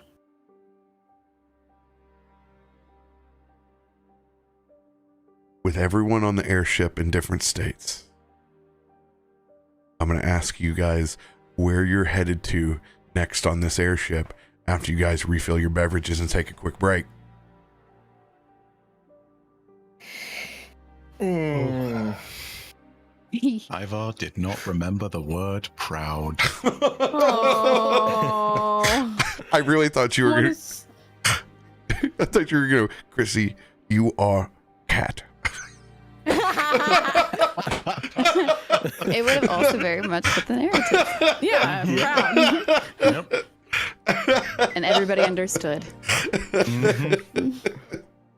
I mean, look, listen, the whole world is just a series of cats to Kaivar at this point. He's just trying to figure out what kind of cat's what kind of cat. Well, That's I didn't fair. have that escape on my bingo card, but I love it. I do too. I like having Chrissy because I can just make him do weird things that work. With a nat frickin' 20. God. So good. I'm going to go Letting refill the my dice water. tell the story. Yeah, I'm gonna go check Patty. I'll be right back. Why? Ugh. I really want Kallisto to like me, but We're all just trying to get Senpai to notice us. yeah. Man, Touch Lolly's wrist to hopefully get him angry at me so he'll talk to me. Just talk. The best I've done is be bad at charades, and I hate that. Comes from such a relatable place as well. True. Biggest session so far. Yeah. Those not quite back to back, but very close 20s. My goodness. Oh, Well, they God, were I both know. like, these need to happen or it is bad 20s as well, which is the best part. I love when dice tell a story, even when they're ones. Yeah. Even when they're ones. Look, we got some of the best stuff ever on the back of some nat ones. I don't know if I would still consider top dying the best, but That's not. You know, I was thinking more about like me getting my metal arm, or you know, like other things. You know, where it's like tomfoolery. But yeah, no, that sucked. I honestly on the subject of lost limbs, I was so genuinely concerned that I could tell. I was like, that's not Ed acting. That's kind of sad. yeah, I was real like That's a core character piece for you, and you just revealed that they were your mother's hands. yeah. But also I was like, the idea of the silent gear just replacing, oh my goodness, like It's I a was so really good ready piece, for it. right? Yeah, I was so ready for it narratively, but I was also like, please don't take my parents away from me. It's probably the most graceful instance of somebody getting one of their replacement limbs. You know, it's up against accidental underdark emergency surgery, and the one time poor Mud got his leg replaced by the aforementioned poop knife back in the last Baldur's Gate campaign that RoBear did. So you know, like, it's bad, but it could be much worse. You know, you're doing okay. All things considered, it's just gonna work out fine. Yeah, you have an eye freckle and new hands. I don't have that second part, but you know. It's now canon that whenever they come out, they make the Transformers sound 100%. Yeah, immediately as you said they can retract, I was like, oh, Wolverine hands? Not just claws? Come on. You got like 3 pairs of hands now. You're greedy. Yeah. Does this mean I can And Kallisto's cast... about to lose one. Can you give one of your... Yeah, I can cast double the amount of semantic spells. I can just be like... Yeah, can you General Grievous that shit? Can you like... I mean, he get put up his your hands on right. Lolly and your at one metal point. hands? Yeah. Right? So, I don't know. Also, I thought instead of you saying semantics, I thought you were about to say Samantha, and I was like, why would you call me that? Nobody calls me that unless I'm in trouble. Samantha. No, it was always Samantha Lynn. And I'm like, no, wait, I'm sorry. What I do? I'll never do it again. You see, like, I gave my kids middle names that I can't, like, do that with. And it's awful, right? They need to understand what that means, right? I do it to Leif all the time. You just know you're in trouble when it's the first and middle name. It's just Leif Alistair. And he's like, yes, ma'am. If I do that to my daughter, she laughs at me. I go, Odessa Valkyrie. She goes, You've given me 2 of the strongest names in mythology. yeah, You right? have nothing on me, mother. Literally that, okay? And I'm like, well, F my drag. Immortal. Like, my son, I don't have to do that with. All I do is Carter, and he goes, oh. See, It's this the is the full real name secret. that comes out. When the DM has truly put you in a situation where you are screwed or it's about to be the worst of dice rolls, this is the point at which we all go, Robert, just with the great degree of Robert. disapproval. I can't ever call him Robert because it's Eric's middle name. And I use that whenever I'm angry wife, which is very rare, but still. Yeah. It's reserved for special occasion. And Yeah, they always are special specific use case. occasions. I never see them coming. They're surprises. I have a mind's eye card. I don't know what to do with it. You play it when you want like a very It's like a flashback. Yeah, it's a moment for you, uninterrupted, to share a piece of your backstory. Something could have triggered it that we have been through or are going through, and suddenly that brings you back to a specific memory. It's really a card that I always keep in the back pocket of like, there's gonna be that perfect moment. Yeah. I think I only used 2 in the 2 years of Meteorian Core. Yeah. Because like when they work, they work. Like Yeah. it's beautiful. Yeah. But yeah, no, that's what it is. I'm always really greedy with my mind's eye cards. I'm so happy You should to have be. one because it's like That's your everyone agrees greedy card. right. Like you can take a moment where it has deep significance that you want to expand on, but you would never be able to fit it inside a conversation because your character would never do that. And you can mind's eye to explain the context or to give more weight to the story in the moment. You know? Yeah, like you know when characters die and you're like, oh man, nobody got to find out about this cool thing. And it's like, well, you can tell us anytime. Mm-hmm. Yeah. Just in a mind's eye. Yeah. There was yeah. it's that great mind's eye when we were lost in the Fae between you and Becca. And it was kind of like That was one of my most favorite roleplay moments in D&D ever. That, yeah, we like sat on a call a week before and we're just like, what are we gonna do? Because we just really needed to close Toph's book, even though it had been months, but it was just never closed. And I am so grateful to her for putting our heads together. Love her. She's also in Eden Falls. Hey, yo. Back. Still need Plays to the finish cutest up. character. I need to She's so finish good. up Ed's season 1 DMing so her I the can get first to time. season 2. I hope you're enjoying. Yeah, right. I hope you're enjoying, by the way, the unique brand of caustic chaos that exists. Because legitimately, she is one of the best RPers, but also one of the coolest players as far as just inventive shit she does that I've seen at any table. Like, yeah, I don't know. I could pull out like 5 or 6 I think different you're muted, Ed. examples. Or you're just not talking loud enough. Yeah, I can see you're I saying. can see your mouth moving. Yeah. Machine got his tongue. Move your mouth so we can hear. Nope. What the heck?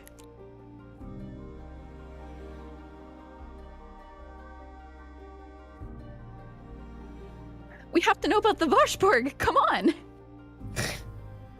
I have taken that cat's tongue.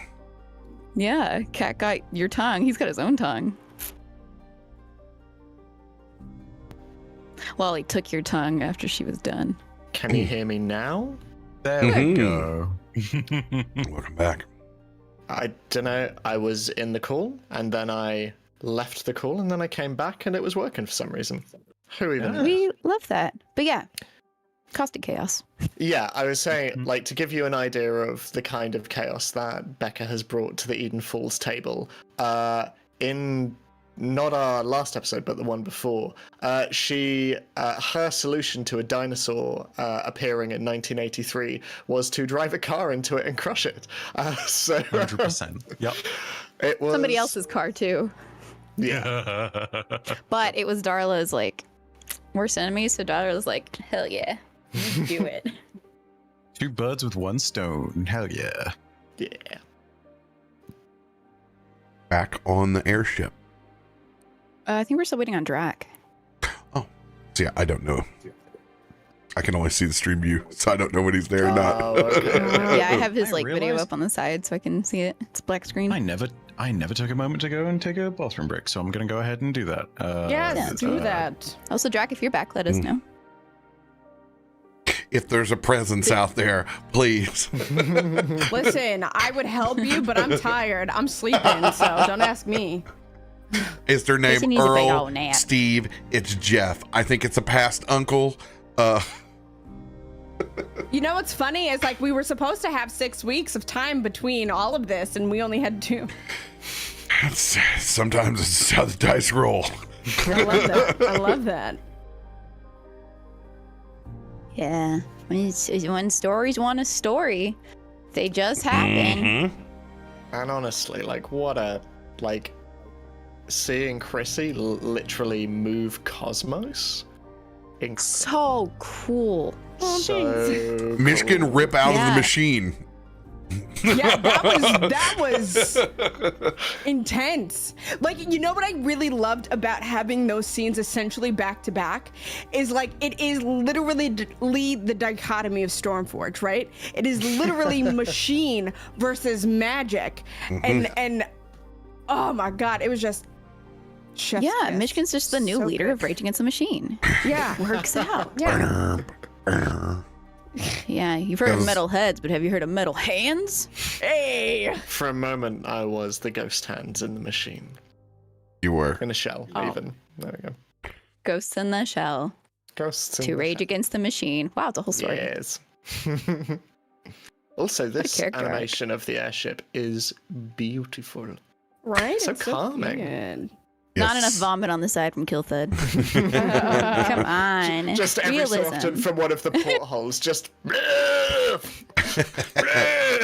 This is James RPG art, and they do wonderful animated splash art. They have a fantastic Patreon that's out there, which I will link now.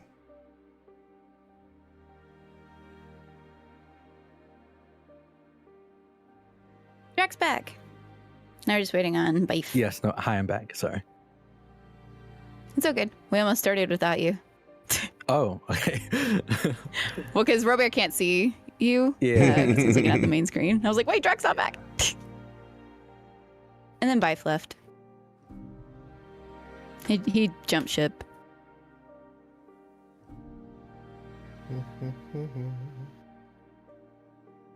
That joke was way funnier than anybody not laughing Sorry, I'm making notes. What did you say? about Bife jumping ship. Oh, okay. Ha ha ha! Thank you so much. I get appreciate it. Betty laughs.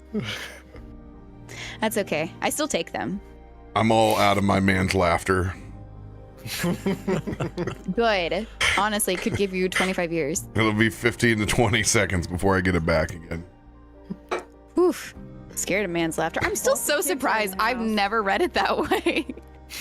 How? Oh, I've I've- definitely I've- caught myself before. I've never read it that way, but I've had it pointed out that it could be read that way many times before. But I think that Instagram video was very funny with him, like cry laughing. He's like 15 to 20 laughing. Oh no.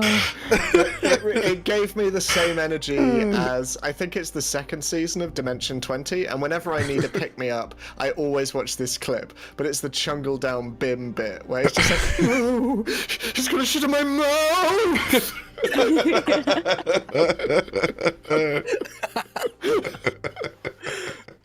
Good. Everyone's back. Stop that illegal stuff.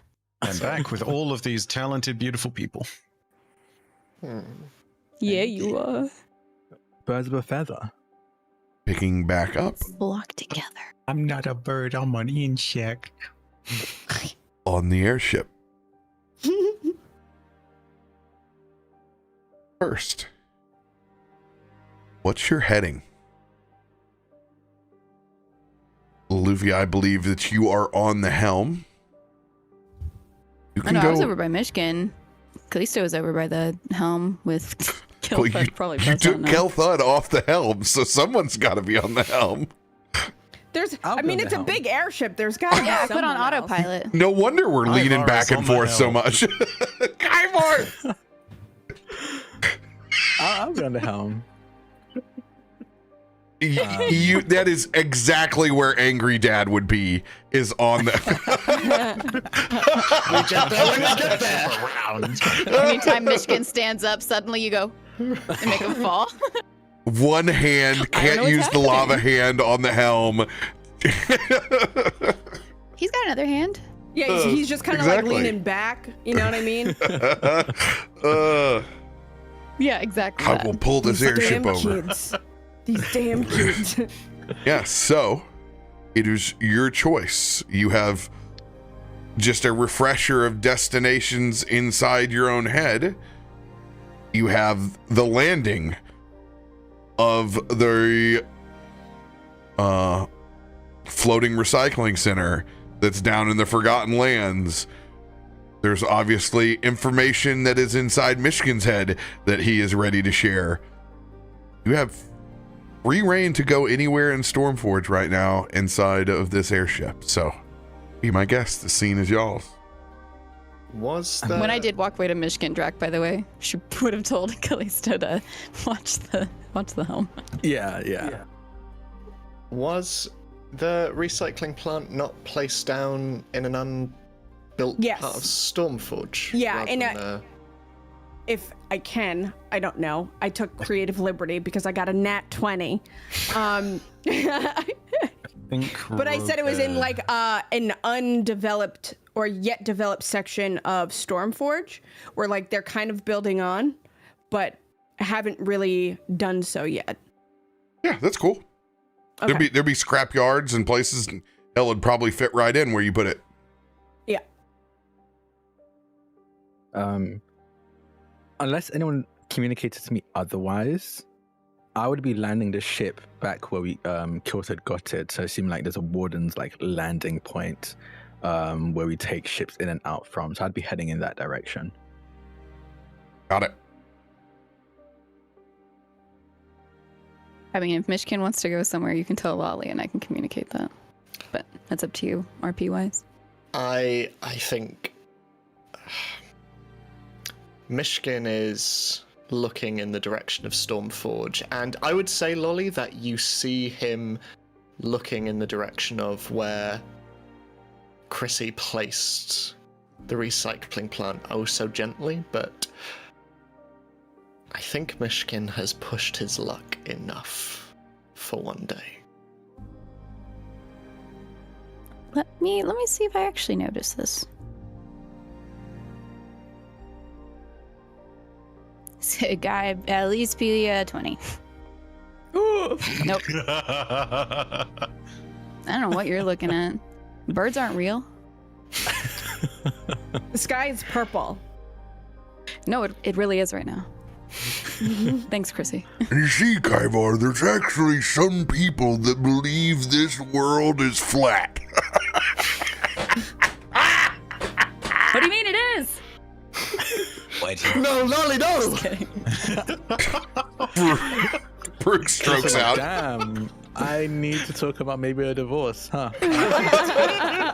I married a flat no, it can earther. change. There's a curvature of 6,000 feet Yeah. that's supposed to be there. After the marriage went so flat, you just couldn't turn it around, you know? Oh. Listen, is a hard right to not Kyber off the I'll do an athletics. Okay, yeah, sorry. I don't see what you're looking at No. with my perception. My apologies. However, after seeing this light of Chrissy, and then seeing that Chrissy was going to be handled properly and taken care of, she would look back at you and just, do you want to talk about this now? I can tell Kallisto. We can tell the group.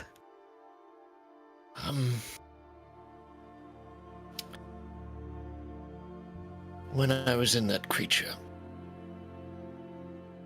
and it was infiltrating my flesh, I managed to reach back, and I saw near the center of Stormforge a clock tower. Inside, a laboratory, and within even that, members of the Silent Gear and the Voshborg. I wasn't able to get much more than that. Other than a mechanical beating heart. I do not know where this clock tower is, but having witnessed the power of both the Voshborg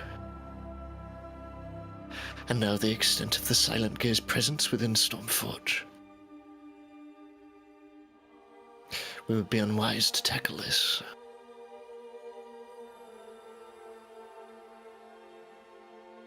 As I have been doing so up until now. Alone. Okay, so you don't want to tell everybody else at the same time. Awesome. This is great information, Myshkin. What is your idea then? I do not know Stormforge as well as you, or your husband, or indeed. And Myshkin is looking at Farouk, and there is a hint of regret in his eye. Or, our guide. Over there. Perhaps you might be able to find out where this place is, but... I also made your husband a promise some time ago. Admittedly, my reasons were selfish, but I would like to help him with his arm for the kindness that all of you have shown me tonight. She very much tenses as this, and her facial expression, which has been pretty light towards you, hardens. What do you think you can do that we haven't already tried? And why haven't you said anything sooner if you could do this? I've simply heard of a place called the Trove. I believe it may yield some answers, but as I say, I do not know Stormforge as well as you. Okay. She softens a little bit after that, knowing that it's the same thought that she had. Myshkin sort of looks you up and down and... I told you once. I would not tell a lie.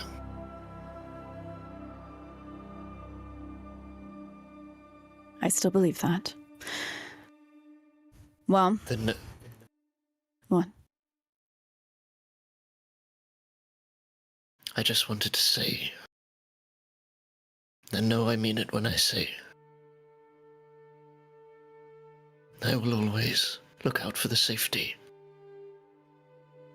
of you and your loved ones.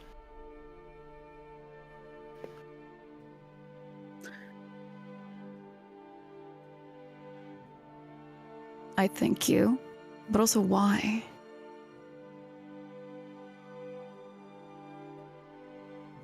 You don't owe any allegiance to me or my family. What you have is precious.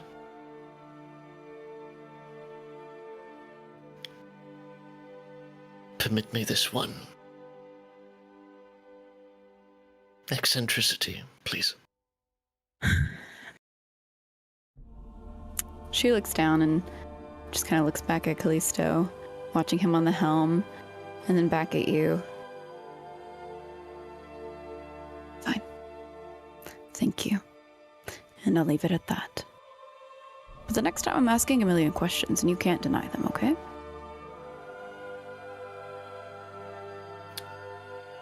You have earned that. That's right. my deal. I appreciate it.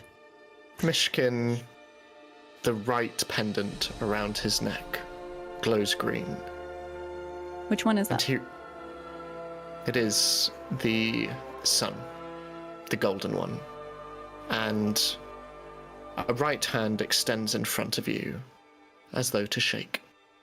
What hand is this? His right You have hand. options. No, it is very much the green scaled hand.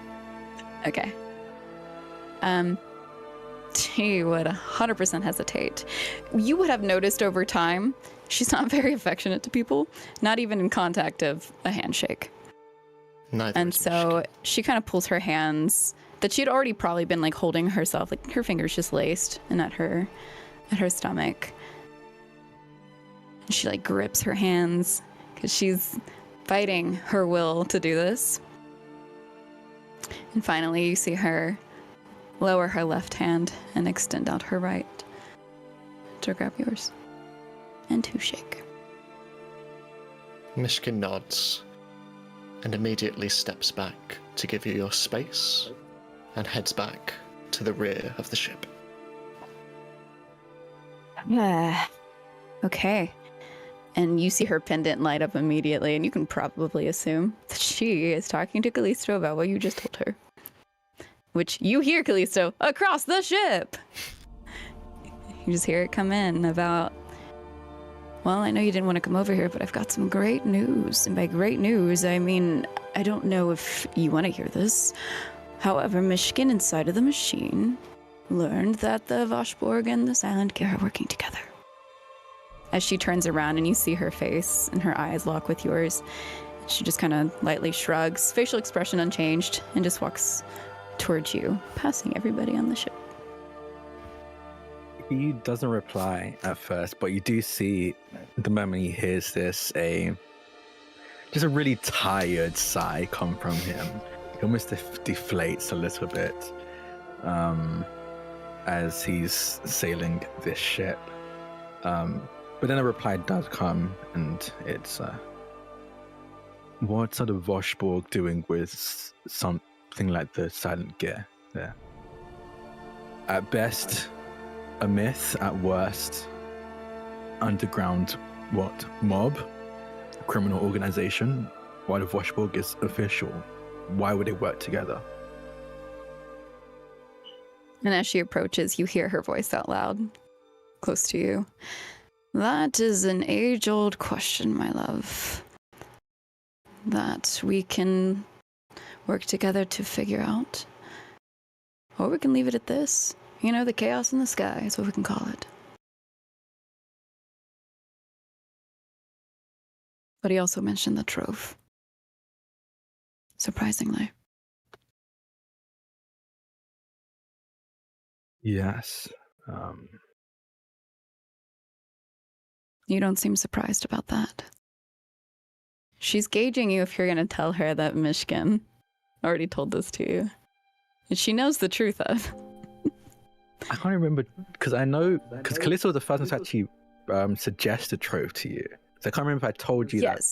Myshkin. You didn't tell me it was Myshkin. I didn't? Okay, cool. No. Yeah, he just sighs and says, yeah, no. It had to be maybe 2 weeks ago.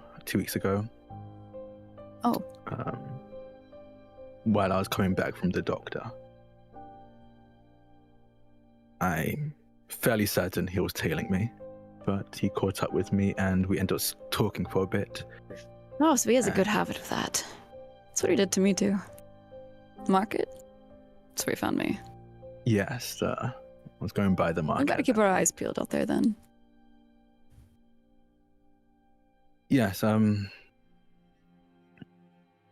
he suggested that we speak to or find or make contact with the trove. And it seemed like it was an idea. And it was more than I had at the time, so when I spoke to you about the trove, that was coming off of that conversation with Myshkin.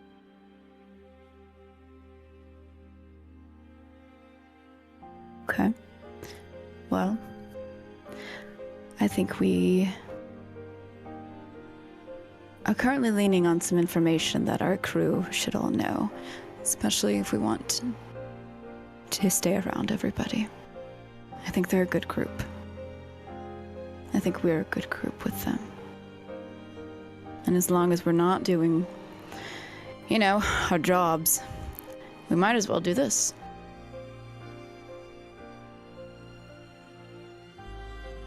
We need to report Help to the rest of everyone the out. wardens. Yes, absolutely. We barely were able to handle 1 or 2 of those constructs. If there are What do you mean? whole We had it just headquarters- fine. Usually he would smile at your playful sarcasm, but there's no change in his expression. He still looks just as grim, just as tired. She gets closer to you with that. And are you standing or sitting? Standing. I imagine we're standing. She gets very close to your chest and looks up because she is much shorter than you. And it's just like, I don't like that you didn't laugh at that one. Loluphia, we very nearly had people killed. Yes, we did.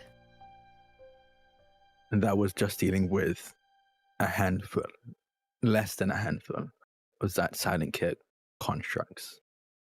Yes, it was.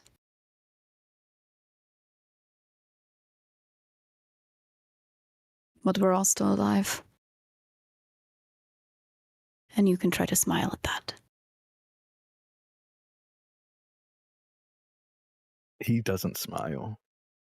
She kind of turns away at this point.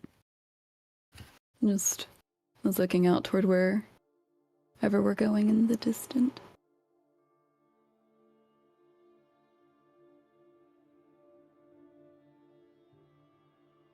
I think he stays silent for the rest of the trip.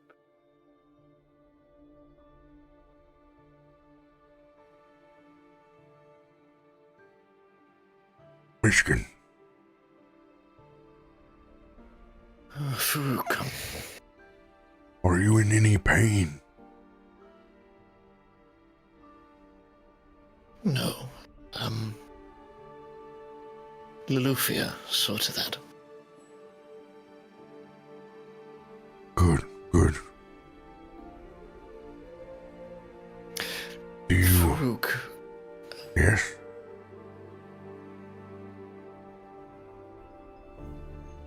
I wanted to apologize for my anger at you.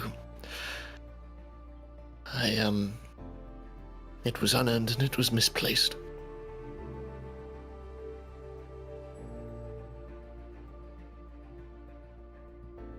Please forgive me. Well, I will always accept your apology, Myshkin.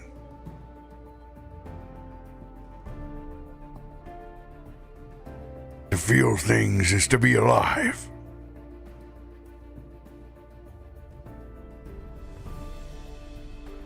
And there's no such apologizing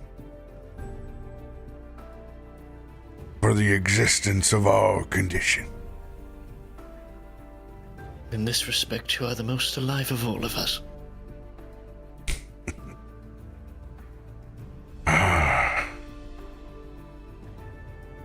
To breathe this fresh air, to go from such fear and destitute to such contentment. Those are the trials that we can only walk on this material plane.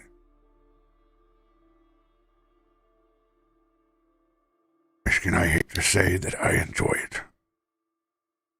And that someday when my time is up here, I will miss that roller coaster. But I will relish it for every moment that it is here.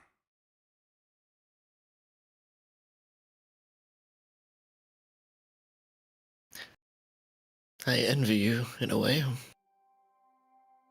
Your ability to focus on the here and now is quite inspiring.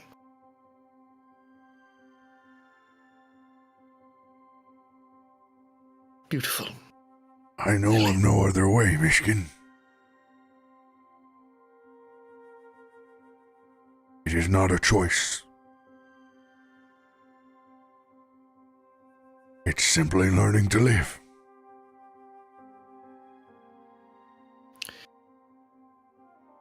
Tell me of your ancestors. My ancestors. They made the ultimate choice. To leave everything that they knew behind. Follow their gut and their intuition. That there was something greater than the fire underneath their feet. And that day they stepped through that fiery portal. And looked up and saw the sun for the first time. Gift of Osiris high in the sky. We all struggle to remember the first time as a child that we felt the warmth of the sun on our skin. But my ancestors, they know the exact day they felt it.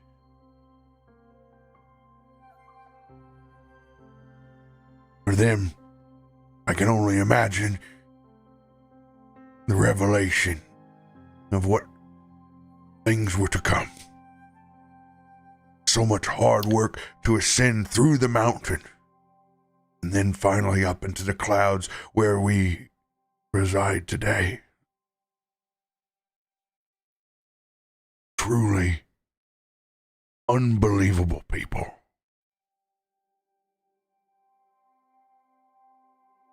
This walk through the fire.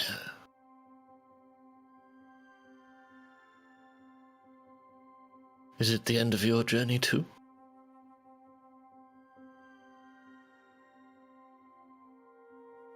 I don't think so, Myshkin. Those are things my ancestors have not shown me.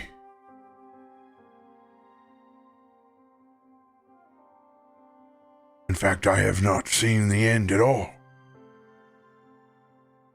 Nor have I courted it. I'm sure if I wanted to, I could ask Percy tomorrow to show me the multitude of paths. But that would take so much of the excitement away.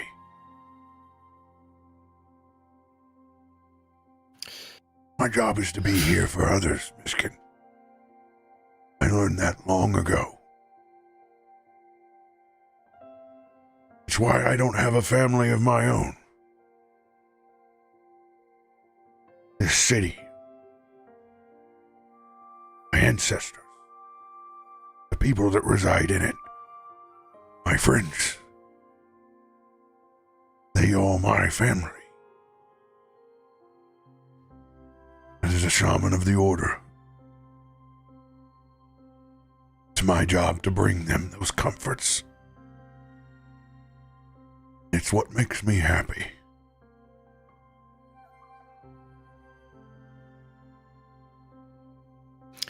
Well, if nothing else, you seem to have found yourself a rather unusual housemate. And Myshkin looks in the direction of Kaivar. Unusual. Nothing's unusual in the upper city, my friend. Is that zucchini I smell? Oh. He picks a little bit out of his beard. Indeed. Good knows. There's so much of it down back in the forge.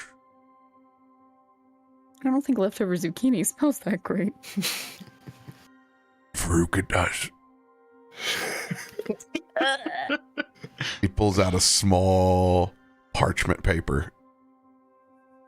Been working on this bad boy last 24 hours. There's still a small, about 20% of the loaf into the heel of that zucchini bread.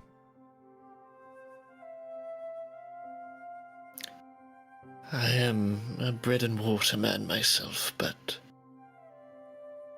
I suppose this would constitute. He will Myshkin just... No, please, you. He will break it into threes. He'll take Myshkin... that other piece and hand it over to Kaivar. At first, Kaivar doesn't notice you passing it over. He is still leafing through his tome, looking for something that he will find in about 3 minutes. Go ahead, Raven.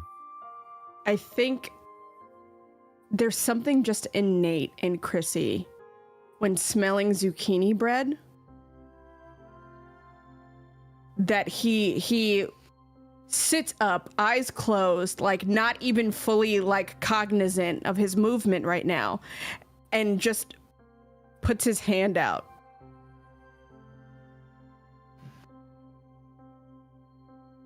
Kaivar would 100% notice this and tear off the tiniest bit of zucchini bread and place it gently in your hands. there's this motion of going to eat it, and he just kind of mushes it in his face before he falls back out. Yes.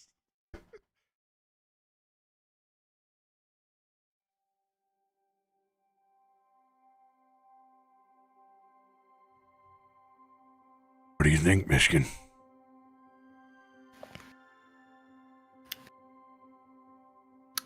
It's very juicy. But it's nice. Very nice. Yes, is good. I was trying to remember the rifles through very absent-mindedly. Good egg, plant, bread. Yes. This one enjoys his bread very much. Kaiva. Yes, bread, good. Yes. Still Myshkin. rifling through. What do you think about sourdough? I can be convinced. I've heard that there's a shop not far from the forge that has a special type of yeast. They make these large, round loaves. They have the slightest bit of tang to them, which could knock on them like a door. But the inside is divine. If you're a bread man, we need to investigate this sourdough. If I am welcome near the forge, I would be happy to accompany you. How is the Oracle? How is Chrysanthemum? You just see him passed out with like a mush of zucchini bread on his face. I think our hero's doing very fine. The rest is well earned. He'll And recover. is there any tarpaulin around at all? Is there any what? Like tarpaulin? Any like just Tarp, material? you know. Or yeah, Oh, Yeah, top. like sorry, uneducated. Only No. no tarp. I was like, is it a combination of tarp and trampoline? Is this some sort of hybrid? Yeah, there's dude. You Americans did to an English word what we Brits do to all the French words. You took it and you shortened it. You made your own thing. I still maintain the French stole cul-de-sac. Myshkin is going to... Myshkin is first, because you notice he is, with the exception of the purple scarf around his neck, he is very, very cold. And he just reaches down and initially, pulls over, this brown, thick, heavy, sack-like cloak around him. And just using his teeth, he just tears a little bit off and gently puts this small raggedy blanket just over Chrysanthemum and just wrapping the cloak around him, just looks in the direction of Kallisto and... Anyway. Thank you for the bread. I think I need to rest. If there's anything I can do to help, Is he just he's gonna point down to where your wrists are at? Myshkin where to looks find me. down and sort of observing these spine-like quills that poke out of the fur around his wrists. And you notice that it's shredded somewhat, the bandages that wrap around his wrists. And for the first time, you see where the wrist should meet hands. There are long, healed-over scars. And Myshkin just looks at you and... I know. And he disappears to sit on a nearby crate or barrel, whatever is around. I think after you walk away, that he would take his enchanted healer's wraps and unbind those and just set them to the side somewhere where your stuff was at, where you could find them if you needed a new set of wraps. Just kind of leave them there. Myshkin eyes them and just nods at you.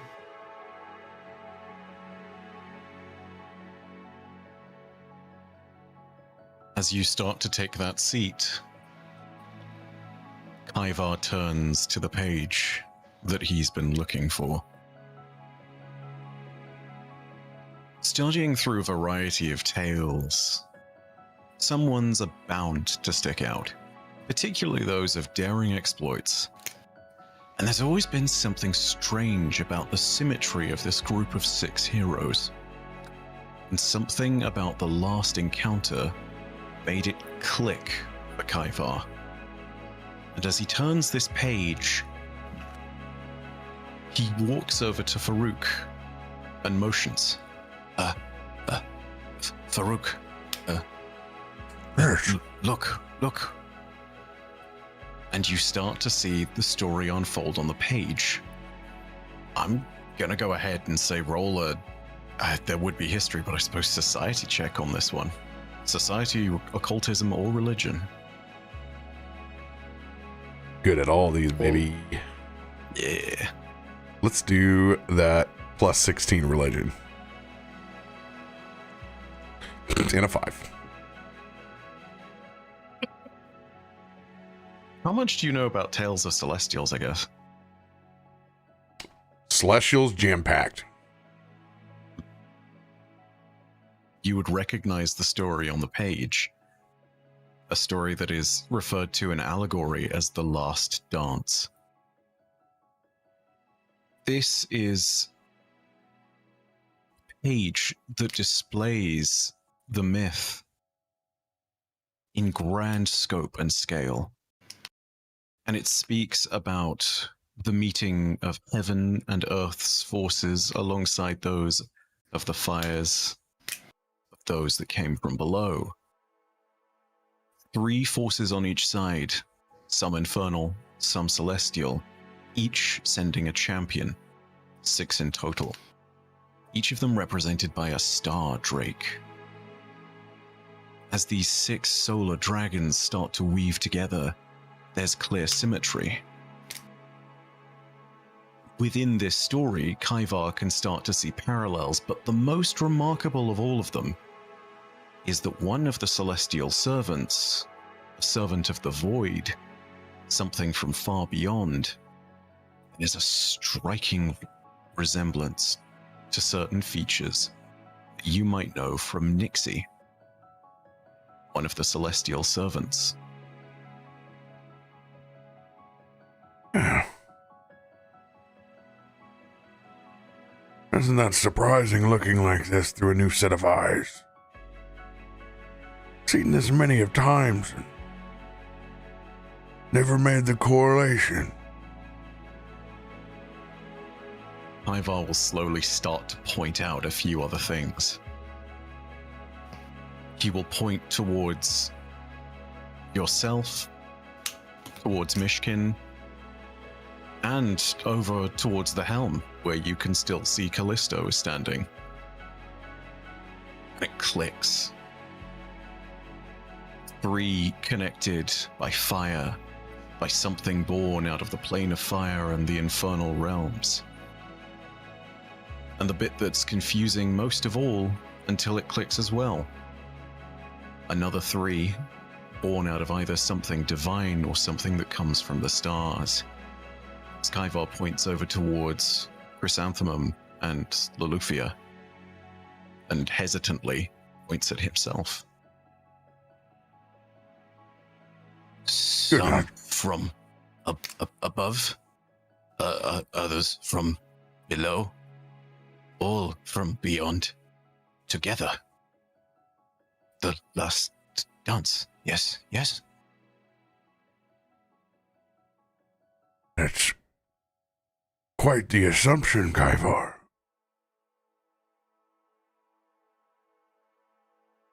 But I see it. Yes. I won't deny the similarities. How long have you been? Is this what you've been looking for, Kaivar? Yes, yes. Since, Chrissy, he, and you see Kaivar point back to the page. The Stardrake servant sent forth by what looks to be the visage of Nixie is holding in an avatar form that is ethereal and celestial and divine in a similar sense to what we just saw.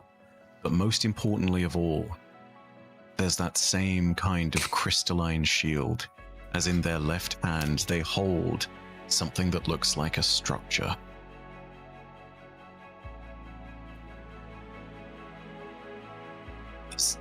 This is a lot to take in. Farouk, does history, go again? Yes, no? You hear a very groggy Chrissy, who is now wiping this zucchini bread from his face. History repeats. It always has. It always will.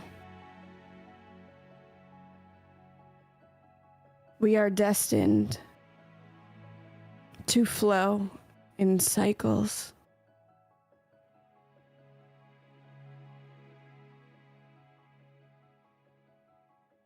We are destined to repeat the same mistakes and learn the same lessons. I'm tired. And he just turns over.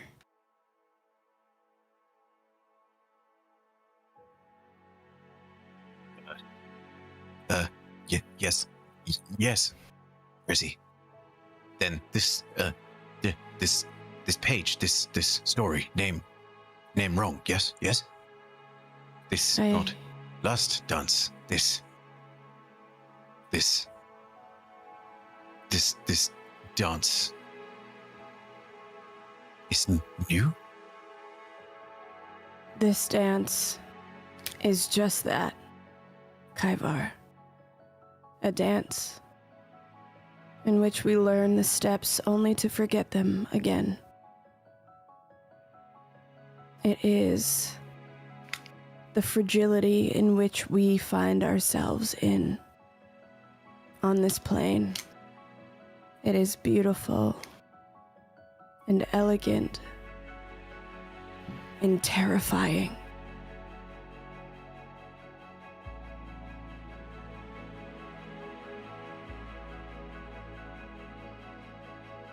Ivar looks back to the page and tries to make out any meaning from what's been inscribed.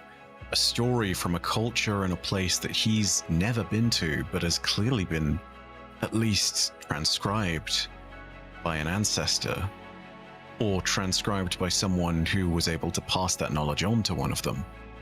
Story long ago from somewhere far off, but the signs are clearly repeated. 3 beings from above and 3 from below, joining together. What they will face, they do not know.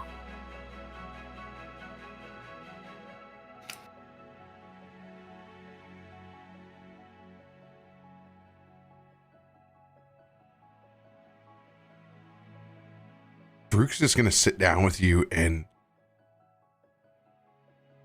soak this whole scene in. And just follow you as you trace over it all.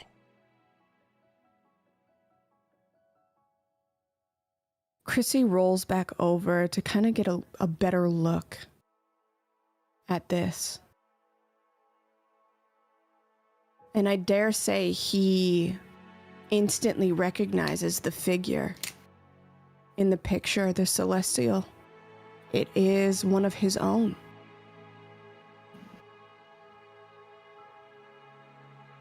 It is no secret that he has been reincarnated after a time, and this may seem very much like a far-off past, but for him, it is the blink of an eye. This is at least 2 reincarnations ago. There are dreads on the figure's head, a scar across his eye. There is a fierceness in his body that is not often seen in Chrysanthemum, but the eyes directly reflect his own. This is Zephyr.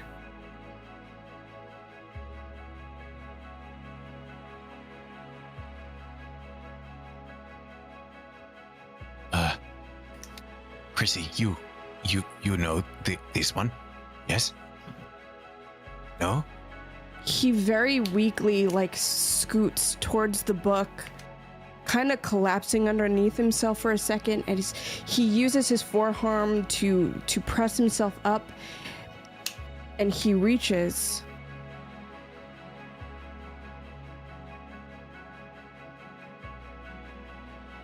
He is me.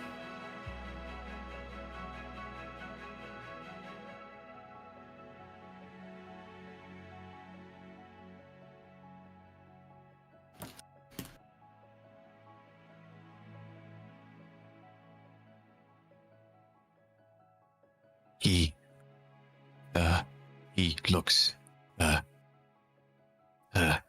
brave to this one, Kaiva. Yes.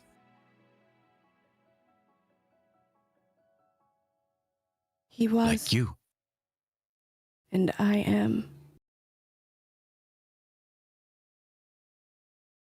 There's a distant look that kind of lingers in his eye for a second as he smiles before looking up, casting his gaze upward to the sky, and there's just laughter.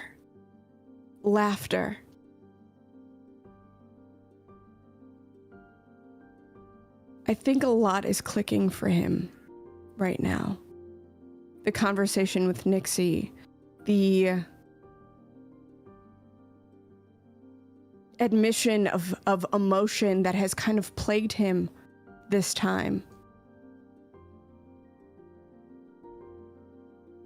The connections are all starting to make sense, and it is very much like that gif of just the math equations floating across his face.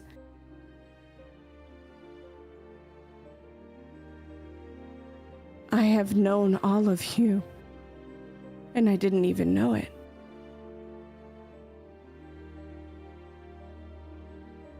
Percy, you know what the good news is? Yes. He nods for a second and then shakes his head. No. Yes? No. We got plenty of time. Because this is the last dance. Not the first. You know, about that, I might have had a conversation with Nixie where this really is going to be my last dance before I return to the stars because I'm old and tired. Not yet. He's going to pick you up. No, please, whoa. Please, just a little slower next time, big guy, okay? Oh, I got tears this. off another piece of zucchini bread and passes it up to you really quickly. Just like, oh. Oh, the sun's not out. Dang it, I don't get that plus. Here comes my performance. I don't get to roll my dance performance enough. We dancing. I before like the dance starts, like there's a very like intimate moment with this crumb of zucchini bread as he's just eyeing it like, yes, I've waited my whole life for this. And he like is slowly about to like take a bite and just like savor it as Farouk just starts going and he loses the bread, like it flies out of his hand and you just see very slow mo. With a 31, we circle back around and you're able to snag that sucker. You just see it, got it, and shoving it in my face. Oh, this is it's been so long. Oh my god. And we can feel the airship slowly descending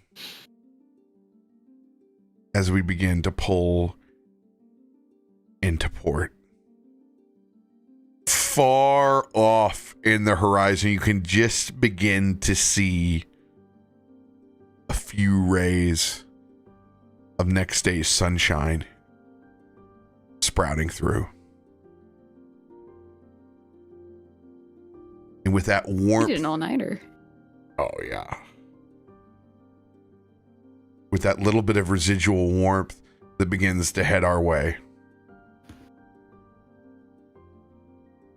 Even though everyone is very tired from the evening's heroics, can't help but feel very level 8. Ooh. Wow. I know, I'm feeling level 10. I feel really level 8 right now. Yeah, I'm feeling level 10 right now. Actually. I mean, I'm actually feeling, kind of level 12, but I'll let it go. I'll let it go. Like, if we're going with what we're feeling. And I posted it inside of chat, but I never really got to specifically tell you, Myshkin, that your Magitech hands also work as a traveler's any tool. So they can take the form of any simple tool. Okay. Thieves' tools, hammers, shovels. They can you make a crowbar out of that thing? Yeah. Man, we got a mechanic, y'all. I'm gonna beat some Silent Gear Joker style. What's your Two hammers. crafting? I'm really You want to curious, see how I what's your got these crafting scars? check, Myshkin? What'd you say, Drak? What was that, Drak? What's your crafting? Oh, let me have a look. It's probably not good. I think it's intelligence based, right? I think. Let's have a look. +5. Could be better, could be worse. Yeah. I just want to let you know, I have 110 hit points. Thank you. That is all. God damn. As once we reach Stormforge, depending on what people are doing, Myshkin does try, or he wants to try to get Kallisto to one side. Wally would go by herself to start reporting things to wardens and leave Kallisto alone. Would you make a beeline to start reporting? Because I think Kallisto would just be like heading straight to report to the wardens. So would like make a beeline to beat him there? Yeah, unless Myshkin wants to intercept, because I feel like we have stuff to report. Myshkin is just gonna try and sidle up to Kallisto. He knows he's not wanted, but he just wants to say something. As you said, I think this is on the way to the offices where we're going to report this. Imagine Loluphia is a little bit ahead, just probably a few steps, but I think the moment Myshkin kind of sidles up next to Kallisto, he doesn't look at you, don't turn around. I don't even really slow down, but I say, what do you want? Loluphia already told me everything about the Voshborg and the silent gear so we have that sorted, or will?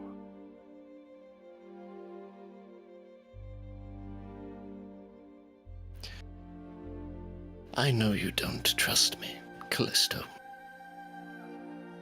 I saw the way that you looked at me when we walked through the fire together.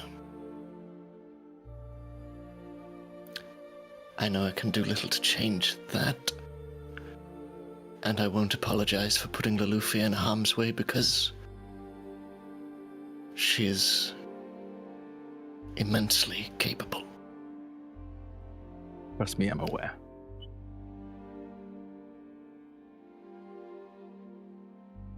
But I apologize for the worry it must have caused you.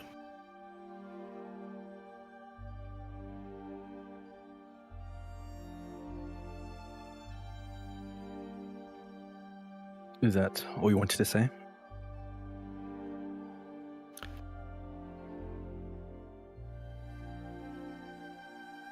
Yes.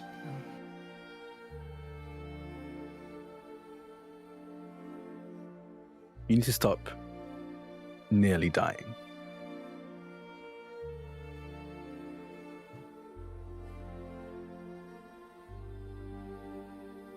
I have you to thank for only nearly.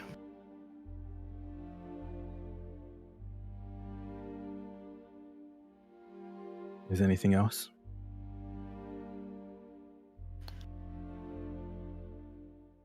Myshkin shakes his head and just steps away from you. And he will continue into the office, I think close behind Loluphia, to begin the report. Kind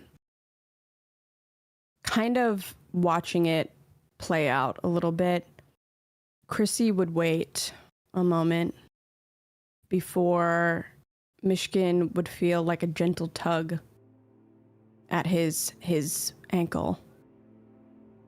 Oh, hello. Hey there, friend. And he does like an awkward finger gun. Bad timing, sorry. I'm not with it right now. You know. I think that makes 6 of us. Yes, that's fair. Yes, okay. So here you go. And there's this small vial that he holds out, filled with green flame and the angry visage of a demon. Why does he look angrier than when I last saw him?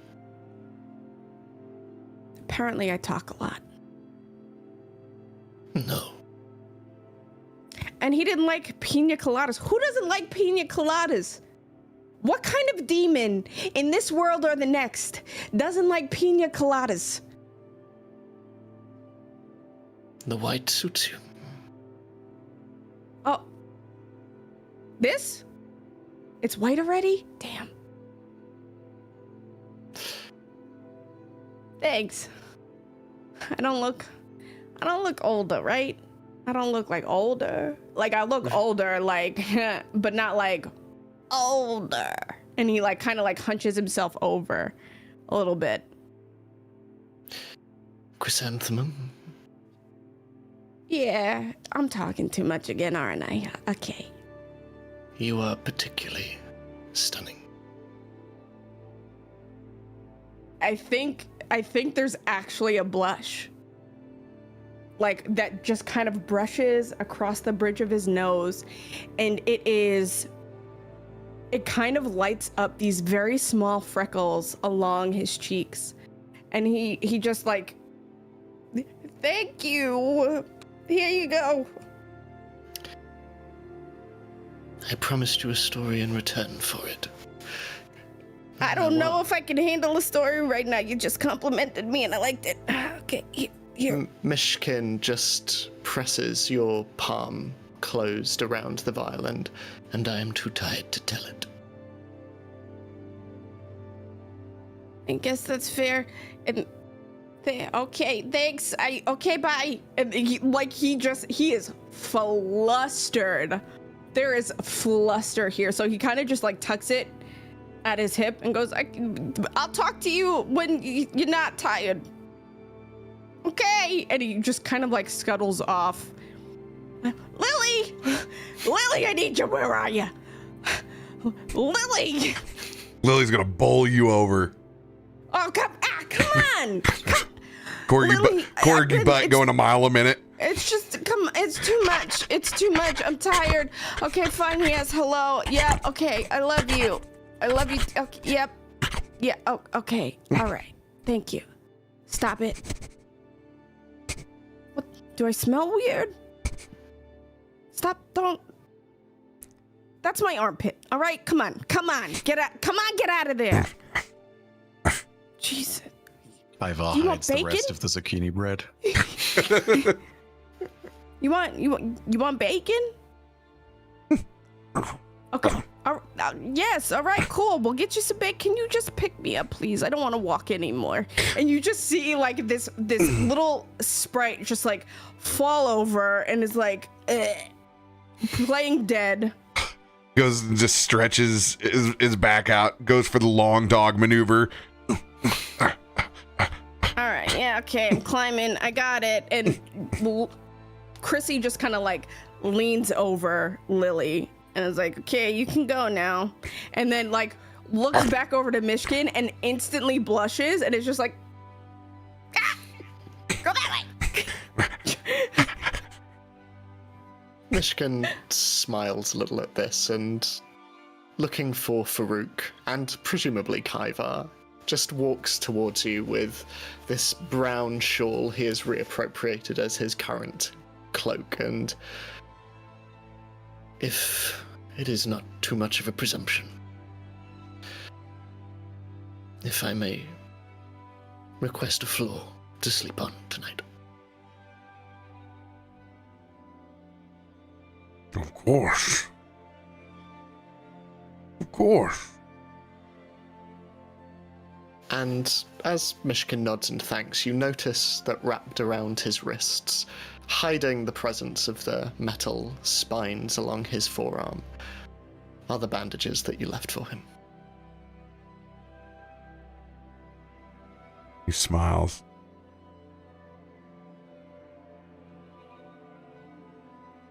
Let's see if we can't get ourselves a meal out of the Amber Forge before we head all the way up, though. Of course. Not everyone's angry to see us, after all.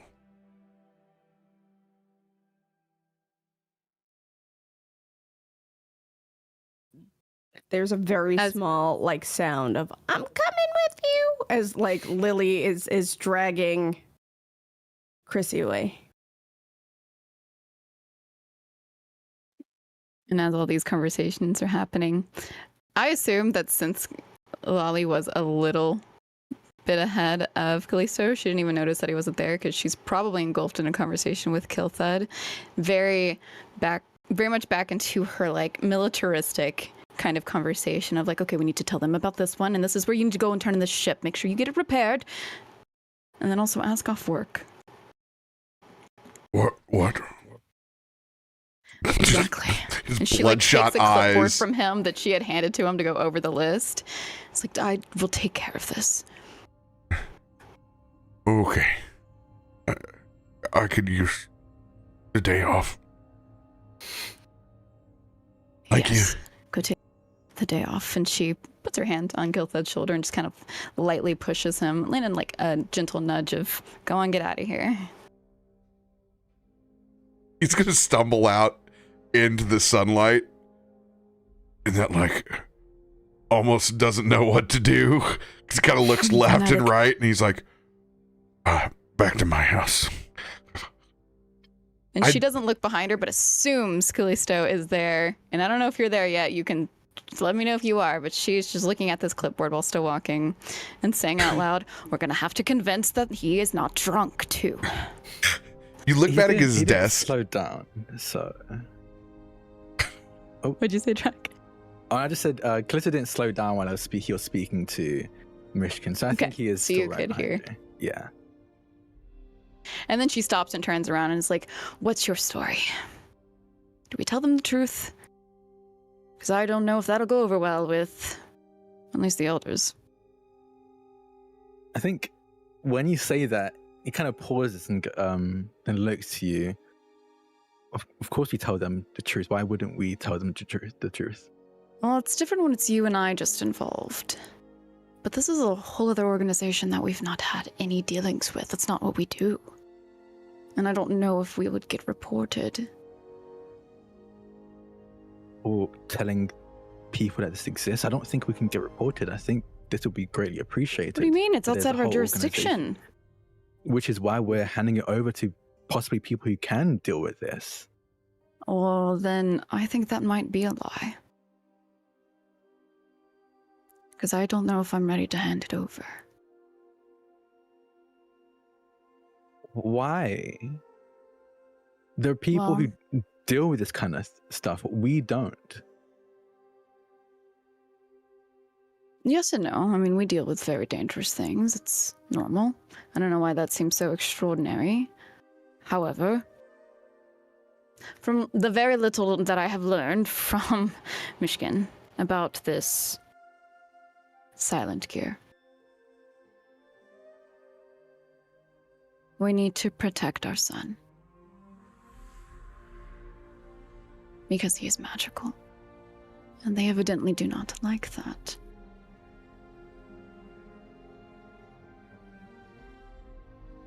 Kallisto, I think, just looks confused. The tiredness is still very much clearly there. I think in this moment, he seems older, just from the stress and the weariness, the tiredness of everything that went on today. Yes, we need to protect our son. And the best way to do that is to hand this over to people who can handle this. But can We they? have the manpower to handle this. Sure, but you know what they have in her, like, kind of nodding toward the silent gear.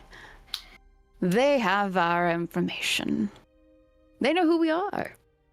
And we don't know who they are. And I don't like that. And you know that I won't just step away from something that has to do with our family. And it's not something I can control. So it's a problem.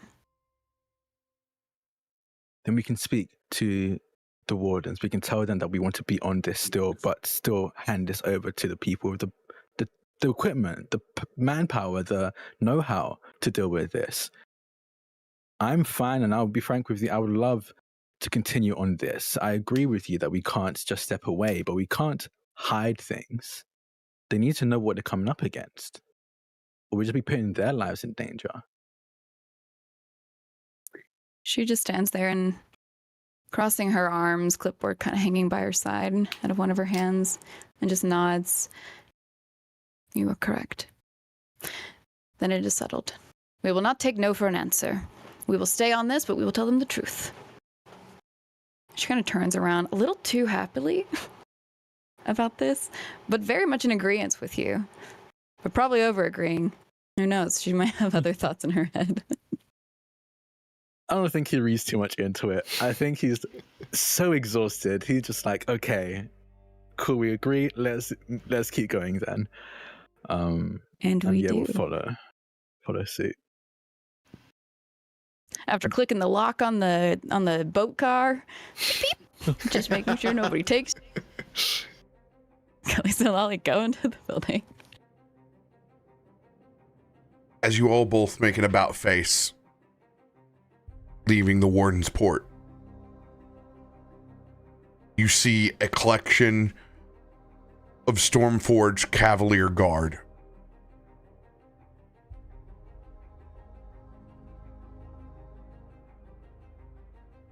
Gathered promptly outside the front.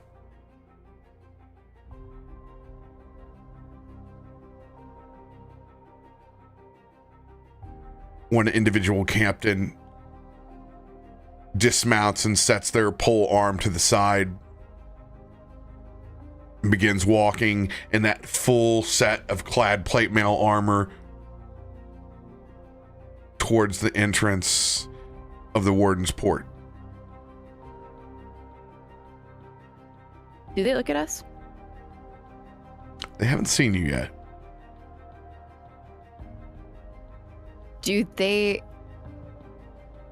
Does the arrival of them seem too just coincidental?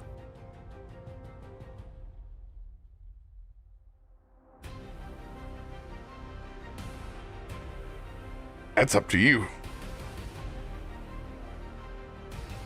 How far away is the Warden's Port from the site that we landed the recycling plant?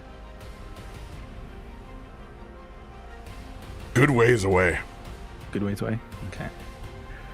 I want to roll for it to see if Kallisto thinks this is odd. Because I feel like the reasons why, like, we technically just landed a flying building in a place where it's probably not meant to be, so it's understandable that law enforcement will be coming for questioning. And it's not a it's about 5 or 6. Okay. And this it's Can I roll for perception as well? you can, but you guys have exited before the Cavalier came up. The only ones So we're already gone. everybody's out except for Got it. Lolly and Kallisto. We have boring job stuff to do. I'll roll for it. Work. Good And drinks poor for us. I Kelthod. don't think... Kelthod is not being questioned, dear God. Could you imagine? There would definitely be no convincing that he wasn't at least drunk. No way. I'll roll perception too. Why not? Oh. No, I won't. Just kidding. Yeah, She is marching Kallisto- straight forward. It's Yeah, the Kallisto- ones No thoughts in the for world. 20s, okay? We rolled the 20s. We needed them. We can roll these ones right now. I've It's taken fine. 2 of your ones. I think both Kallisto and Loluphia are like, yeah, this makes sense after everything that went down. This makes sense for them to show up.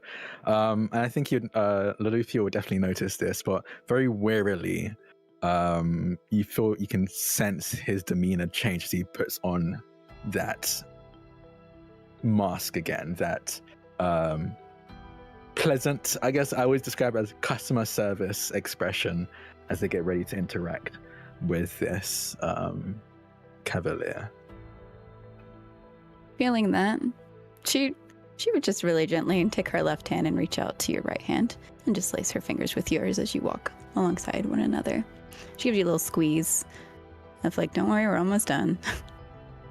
Yeah, he's so tired. Like, usually it's incredible, it's impeccable with this, like, quote unquote persona he puts on, but there are definitely cracks in it right now. He deeply needs his time to rest, but there's no rest for the wicked. It'll be a fast conversation, she said with a nat 1. Yeah, we head straight to the Cavaliers. Excuse me, wardens. Yes. Yeah, that's us. The officer takes his helmet off.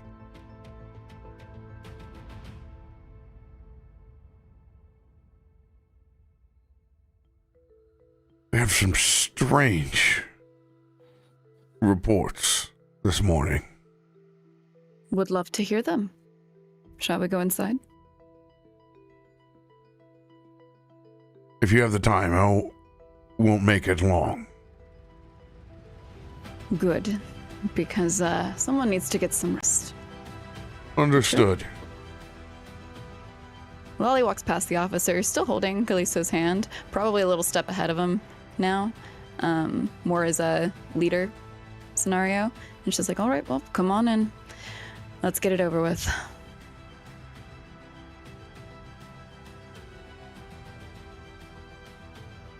So, is there anything you can tell me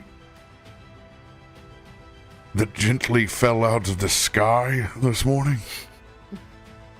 Well, what reports have you heard that it was? some sort of floating factory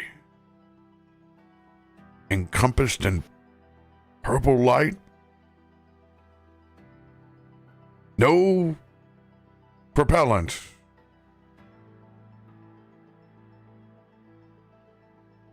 You understand why this would be of extreme concern. Lolly shifts her cloak to be over her necklace as it lights up. And she's talking to Kallisto. Do you want to answer that one? Kallisto doesn't reply telepathically, but immediately replies to this officer. Yes, actually, that's one of the things we were just coming in to report. We're not entirely sure how it worked out, but that it was a recycling plant, by the way. It seems like that the recycling plant is connected to the silent gear. And when we followed the trail... Silent gear. Trust me, I had the same reaction. I don't want to pry too far into your business, whether you believe it's a silent gear facility or not. We're much more concerned about its landing. If you could file this report under classified nature, it would be most appreciated. Of course, things we discuss as wardens stay between us. Whatever happened this morning is an anomaly, and I'm sure that our academics in good time can explain exactly how those systems malfunctioned and then aided in the swift delivery of the floating factory. Yes,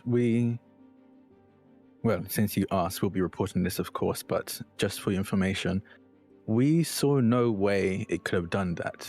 Quite frankly, we were worried that it would land, but more violently. But for whatever reason, I can't tell how or why, it seemed to have some kind of precautions and it seemed magical in nature. If we could. Lies to them to say that it was just a thing that the building could do for some reason. Like we said, it was a silent gear. We don't know what they're capable of. Unless you have more knowledge on them than we do. If, and it is a big if a silent gear is involved in if they even exist, would certainly not be using magical means. Please, like I said, use your discretion and classify. However, we would, if you truly believe what you say, our superiors would be interested in a few more questions. Not today. Thank you. Yes, let us know when, and we'll be happy to answer any questions they have. Perception check against your deception. A deception? Okay. Do I have to roll deception too? Deception. You can do it as an advantage if you want. For advantage? Oh, what is yours at? Is yours higher than mine? Mine's a plus 16. Yeah. You do it at advantage. Okay. Mine's only a 13. And let's see if I have anything to any. We're such great liars for not being liars. I'm going to use a D. I don't have a D10. I'm going to use. We should have in the party hand. The party hand.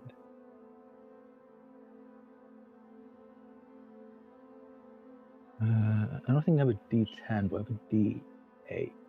There is a D8.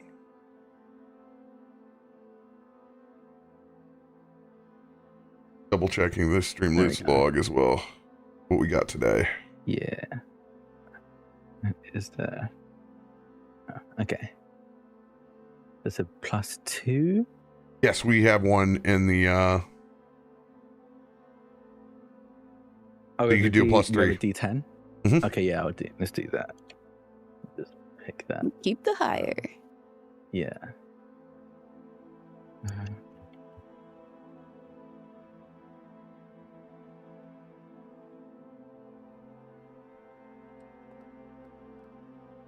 Nat 20. Ooh, I take all the ones so y'all don't have Oh. to. Keep going. You know, matter of fact, just scratch that. Just no need for any more excessive paperwork. We appreciate Yeah. that. Just classify this one and we'll move on. Thank you. Are you going to investigate it further? He looks down at his watch. As early as this call has been, no. All right. Let us know if you know of any more information that comes through. We'd like to hear. Nods his head. My name is Owen. Nice to meet you, Owen. It's a pleasure. Loluphia and Kallisto and Brahat. If anything else strange happens, here's my card. Callisto will take it between his 2 fingers. Thank you. Owen Rivenmar, posting that inside our chat. Captain of City Guard Cavalier Patrol. About this Owen guy, have we seen him in association with anybody in particular? No, this is one of your first a dealings City with Guard? Cavalier City Guard. This is not a Sky Marshal. Okay. They don't work at all together. Those are two different sects. Okay. Before you go, Owen, just a question. What do you think of those Voshborg that come around? A little creepy, right? Rather not see him. You know anything about them? They're interesting. They're a bit above my pay grade. Ah, I understand that. Sometimes we have to deal with things that are above our pay grade. Don't ever be afraid. I'd rather not know the things that they're doing without sanction for. Doesn't quite sit is that? right. How come? What have you heard? And she leans in and like puts her chin on her hand, just on the elbow on the table. Like, go on. Nothing in particular. It's just sometimes thinking's can be taken too far in the name of science, that's all. What do you mean? As he gets up on top of his Very- horse. Not everyone's supposed to live forever. It's a rabbit hole I don't wish to go down. Did Ollie know that info? That Voshborg live forever? Because I only had one encounter with them. Or would that be knowledge once you learn about them, like people would mention? Yeah, Voshborg augment themselves Okay. biologically.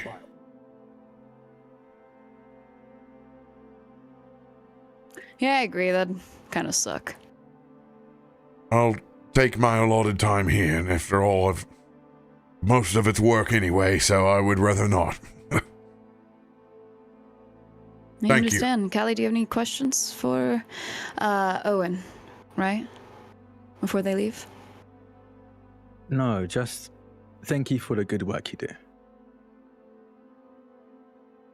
Thank you. Of course, if you need any wardens, come to us first. And like you, Owen. Have a good day. Have She a good leans rest back of in your her day. chair.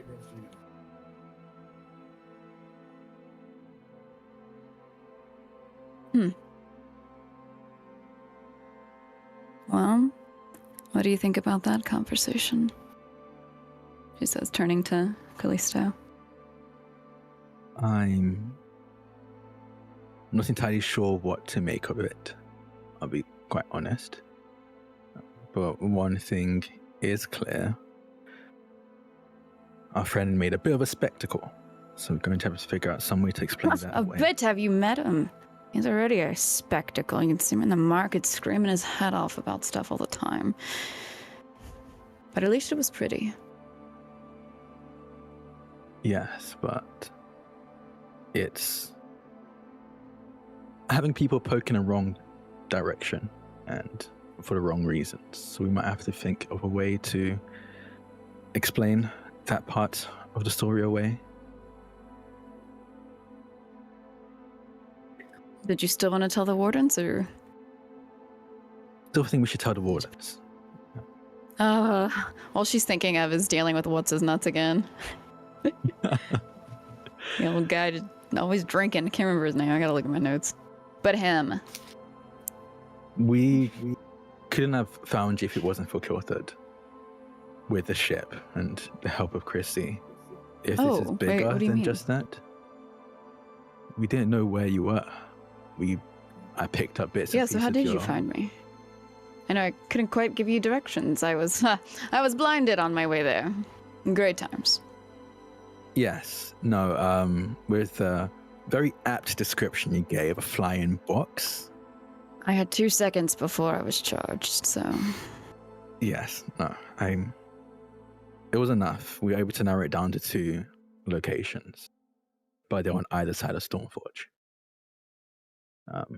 I called up Kilthud, and he took, I believe, the west. I took the east. But it turned out It's pretty smart. you were on the west.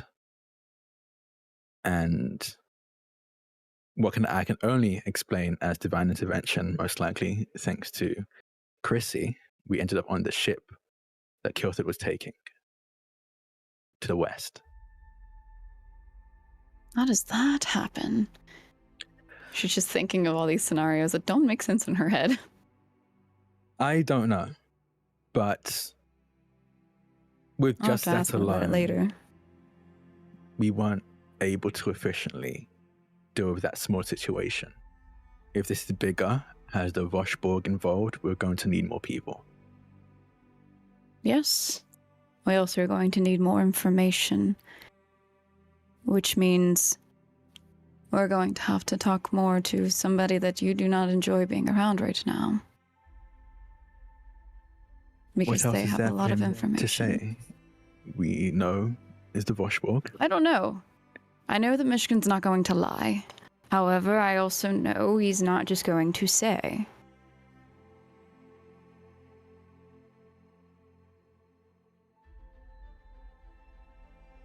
And he's also not going to be comfortable until somebody else feels comfortable again. She just looks at you. I'll speak to him. We have a job to do. So Kallisto. She just stands up, puts her hand on your shoulder. We can talk about more of this later. You need sleep, but clearly, let's go tell the wardens and get you to bed. yes, Lister will also stand up with a slight groan as he gets up. Oh my gosh, you're breaking apart. More ways than one. As the party heads back to the Amber Forge, reunited again, that is where we will pick up next week with many choices of locations to investigate. Ooh. At Nat 20! Them nat 20s. Jeez. Yeah, Hey, those So three. many this session. session ended That's as what it began. happens. I It's mean, like, I had 2 1s. Stop. It's okay. You don't have to congratulate me. You're the new And- Adam. You're the new Adam. Yeah, Meteorian Core, it was just like, hell yeah, salmon 20s makes sense. And then it's whatever the hell this campaign is. It's like, yeah, 1s and that makes sense. also, next episode is episode Natural 20 as well. It's Hey, our yo. 20th episode, which Hey, is yo. wild. All level 8. Let's go. It I was is. already looking at some stuff and messing with it, and I have no idea what I did, but I like it. I'll let you know that I level already- 8 is the readathon. Yep. Oh, there's I a lot. I already put stuff in there, There's but I a gotta figure out lot how to do it. of choices. I built my character out up until level 12. So I can just I fucking knew No, you would weaving have. it in. Of all the people to be concerned over, my least concerned. Yeah. So how many D20 damage do you do this round? Well, if I'm really It's angry. D100s. They're D100s actually. No, I took a lot of stuff that I think really leans into the fact that Kallisto despises the divine. I was just gonna say Myshkin. Really despises. Well, There's I one- mean, there's I'm one literally feat- sitting right here. You can just say Kallisto hates Chrissy. No, I mean he has no. He's very neutral. I think like slightly lower than neutral about Chrissy and a lot more lower than neutral about Myshkin. But no, he How- just doesn't like the divine. How many times of great divine intervention have to happen in front of Kallisto before he finally breaks and accepts At that least it's 20. a part of the universe? And He's not mad because the thing is, he's not like, oh, I hate this is the part of the universe. He just doesn't fuck with it. Like he just doesn't care for it. It doesn't mean that like he doesn't believe in it or that it doesn't come in handy. But he's fully aware that he can just handle himself. I guess there's a difference between belief and faith. Like, you Right. can Yeah. believe those things are out there, but not wish to engage with them, I suppose. Yeah, that's what Chrissy asked Lolly. Those like, people in an don't like to earlier roll episode, was, D20s "Do in you my have mind." faith?" you don't like rolling D20s, D100s. I live my life by chance. No, yeah, he just doesn't fuck with the divine. And I think like story-wise, even Drak doesn't know. I think I just mentioned it like in passing once. I was like, I think that's what's gonna be a thing about him, that he has this innate like dislike of the divine. But the thing that's interesting, and which is why, I don't know, in Myshkin, he was really hurt by your reaction to seeing his actual hands, is we literally had a conversation where Myshkin was like, oh yeah, me either, I hate the idea of the divine. I hate the idea of like religion. And I was And like, there's Chrissy yeah, popping bestie. up. Like, I don't know if I want to explain where. no. I'm Yeah. so excited to get into it. But like from Myshkin's point of view, because I think Myshkin sees the place that the divine has in the world, which is why he has so much respect for what it is that Chrissy does. But in terms of the depths that religion can go, I think that's what. Yeah. Oh, for scares. sure. Yeah. Chrissy Also, has Lolly's divine, so that's even funnier. Chrissy has I this big magician, arcane, and divine energy, and Farouk has big golden retriever, youth pastor energy. Of like, oh, get him next round of zucchini bread, you know. I'm always here, brother. What do you need? And what's funny is like Chrissy is not like religious.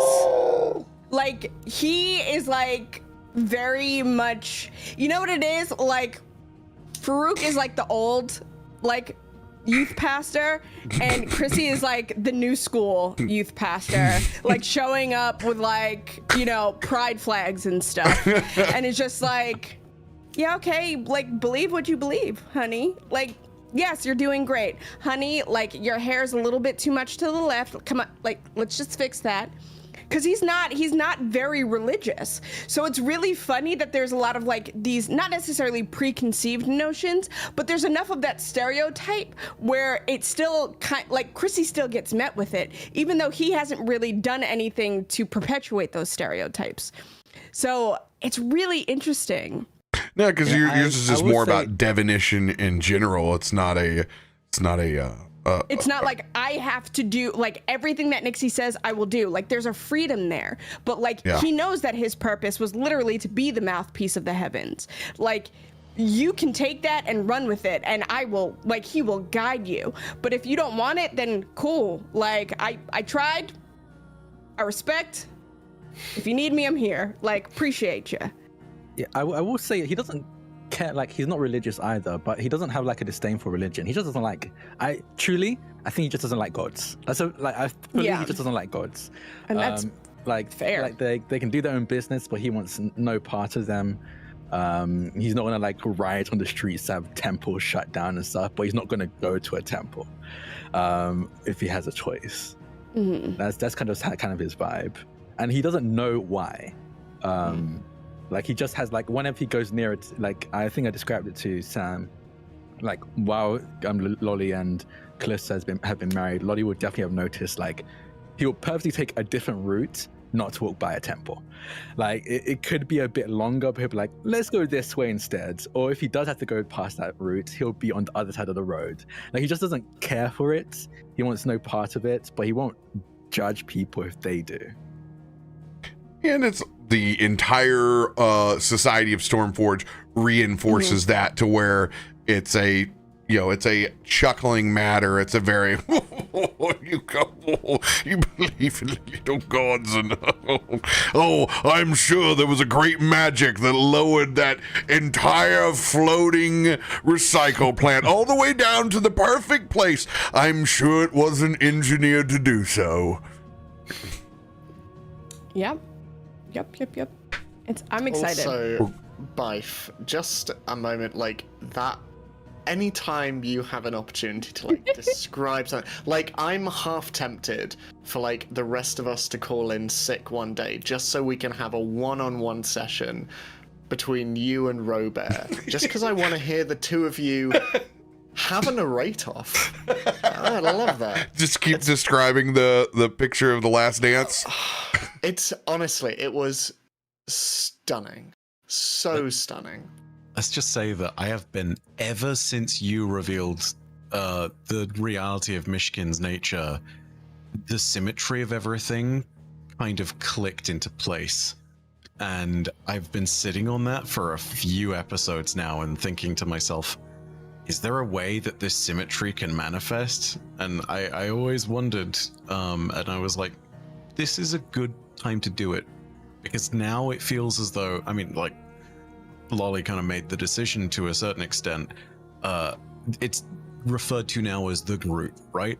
We are actually all back together. Having this moment to tie it all in makes sense. And again, symmetry is brilliant. There are 3 people in this party that have some kind of relation to the plane of fire and infernal things, and the other 3 either come from some divine aspect or come from the stars, or kind of both in the case of Chrissy. So like, that beautiful, weird symmetry that we've got as a group, with all of our eccentricities, but also with all of that clear divide down the middle. I think it's a really beautiful thing of saying like, hey, despite differences, everyone here is coming together. I'm so hyped to see how everyone goes with it too, because like, this is exactly what I wanted to do with Kaivar. I wanted to build everybody's legends, But I'm just here in the corner with everybody's signs, being like, yeah, you rolled that 20.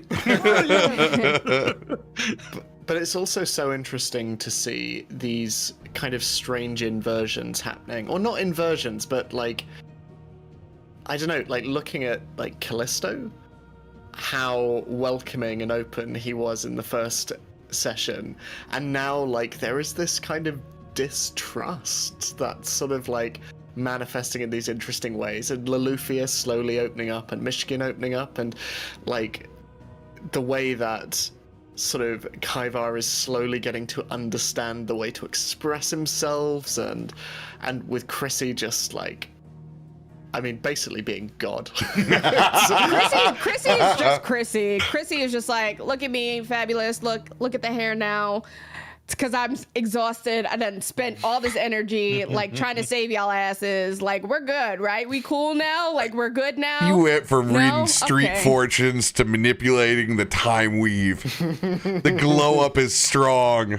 The glow up has been strong.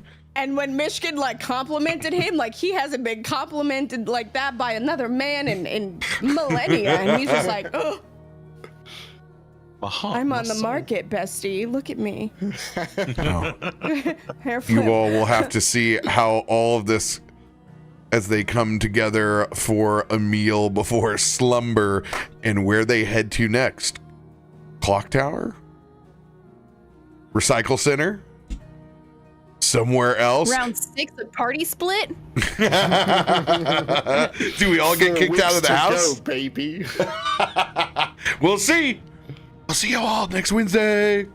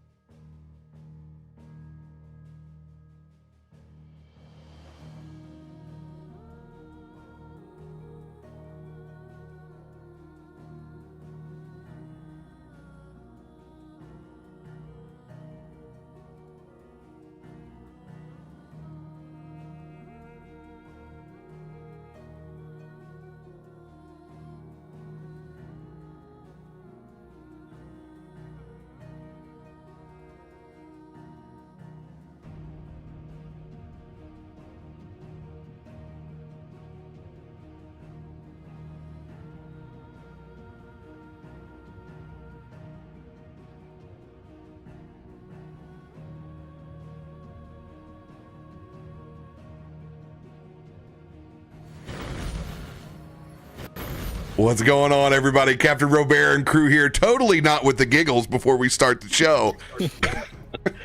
Never had We're one day laughing in my life. now so we can cry later. I don't know what you're talking about. Why have the giggles when you can have the man's laughter? Oh my god. Man's laughter. 15 to 20 for laughing? You can tell I sent that video to everyone in the Raven, I was the same. I just kept going 15 to 20 for laughter. For man's laughter. I have no clue what this is. Because I couldn't find your username on Instagram. Let me show you really quick. But keep going. This explains it. I don't use Instagram. Twitch literally pulled out LMFAO. Wow. Automod has truly ascended into the tyrant. Laughter is no longer tolerated in the chat. That's ridiculous. They're just trying to protect the sanctity of Party Rock. That's all it is. Oh my god. Ladies and gentlemen, once again, another episode in the copyright folder. Oh, and that may be the quote of the week. Oh my. Oh my god, my face hurts. You guys are fantastic. Welcome, everyone.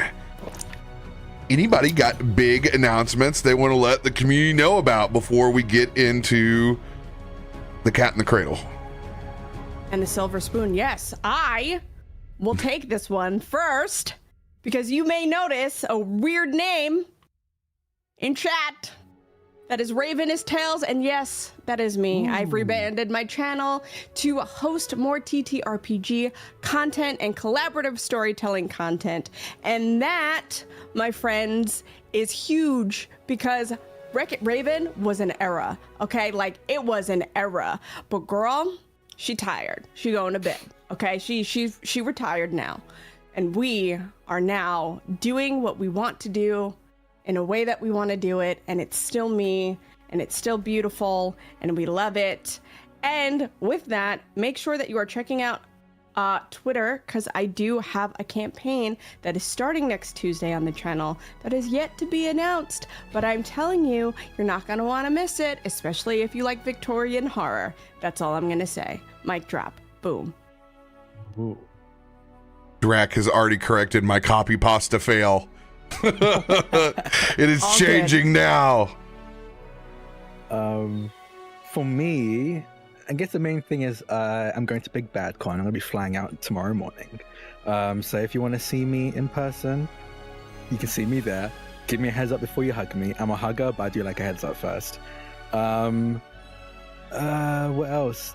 I'm going to be in stuff, so keep an eye out. There's several things coming out that I'm either a project lead on or a player on, so just keep an eye out because we've got some really cool new systems and games that maybe you haven't heard of or heard a little bit about but haven't seen played. Yeah, also if you ordered Damon's Academy, which is a TTRPG book that Banana Chan, a good friend of mine, wrote, you should be getting I think we recently got samples, the physical samples of them, so we got to hold them, actually check them out. So you're going to be getting those soon. To keep an ear and eye out for that. I got to write one of the adventures there, and my adventure was, imagine Strahd, but a woman, and she owns, and she's the headmistress of a boarding school. Say so much less. Oh my goodness. Adventure. Okay. So I think the Kickstarter's done already, but I don't know. I think the back kit is done already as well. So you're going to have to wait for it to actually hit retail before you can get it if you didn't back the Kickstarter. I think I did back it. But yeah, that's going to be, that's going to be coming out soon. God, what else? You can still pre-order Volume 2 of the Doctor Who TTRPG 60th anniversary. I got to write one of the adventures in that. And I think that's it. Yeah. Just a quiet week for Drak, only casually, just, Just a day in the life. just bossing out the universe as per usual. Run circles around me. Like I wake up and I go back to bed going, I can't nearly accomplish as much as Drak has today. I'll just go back to sleep.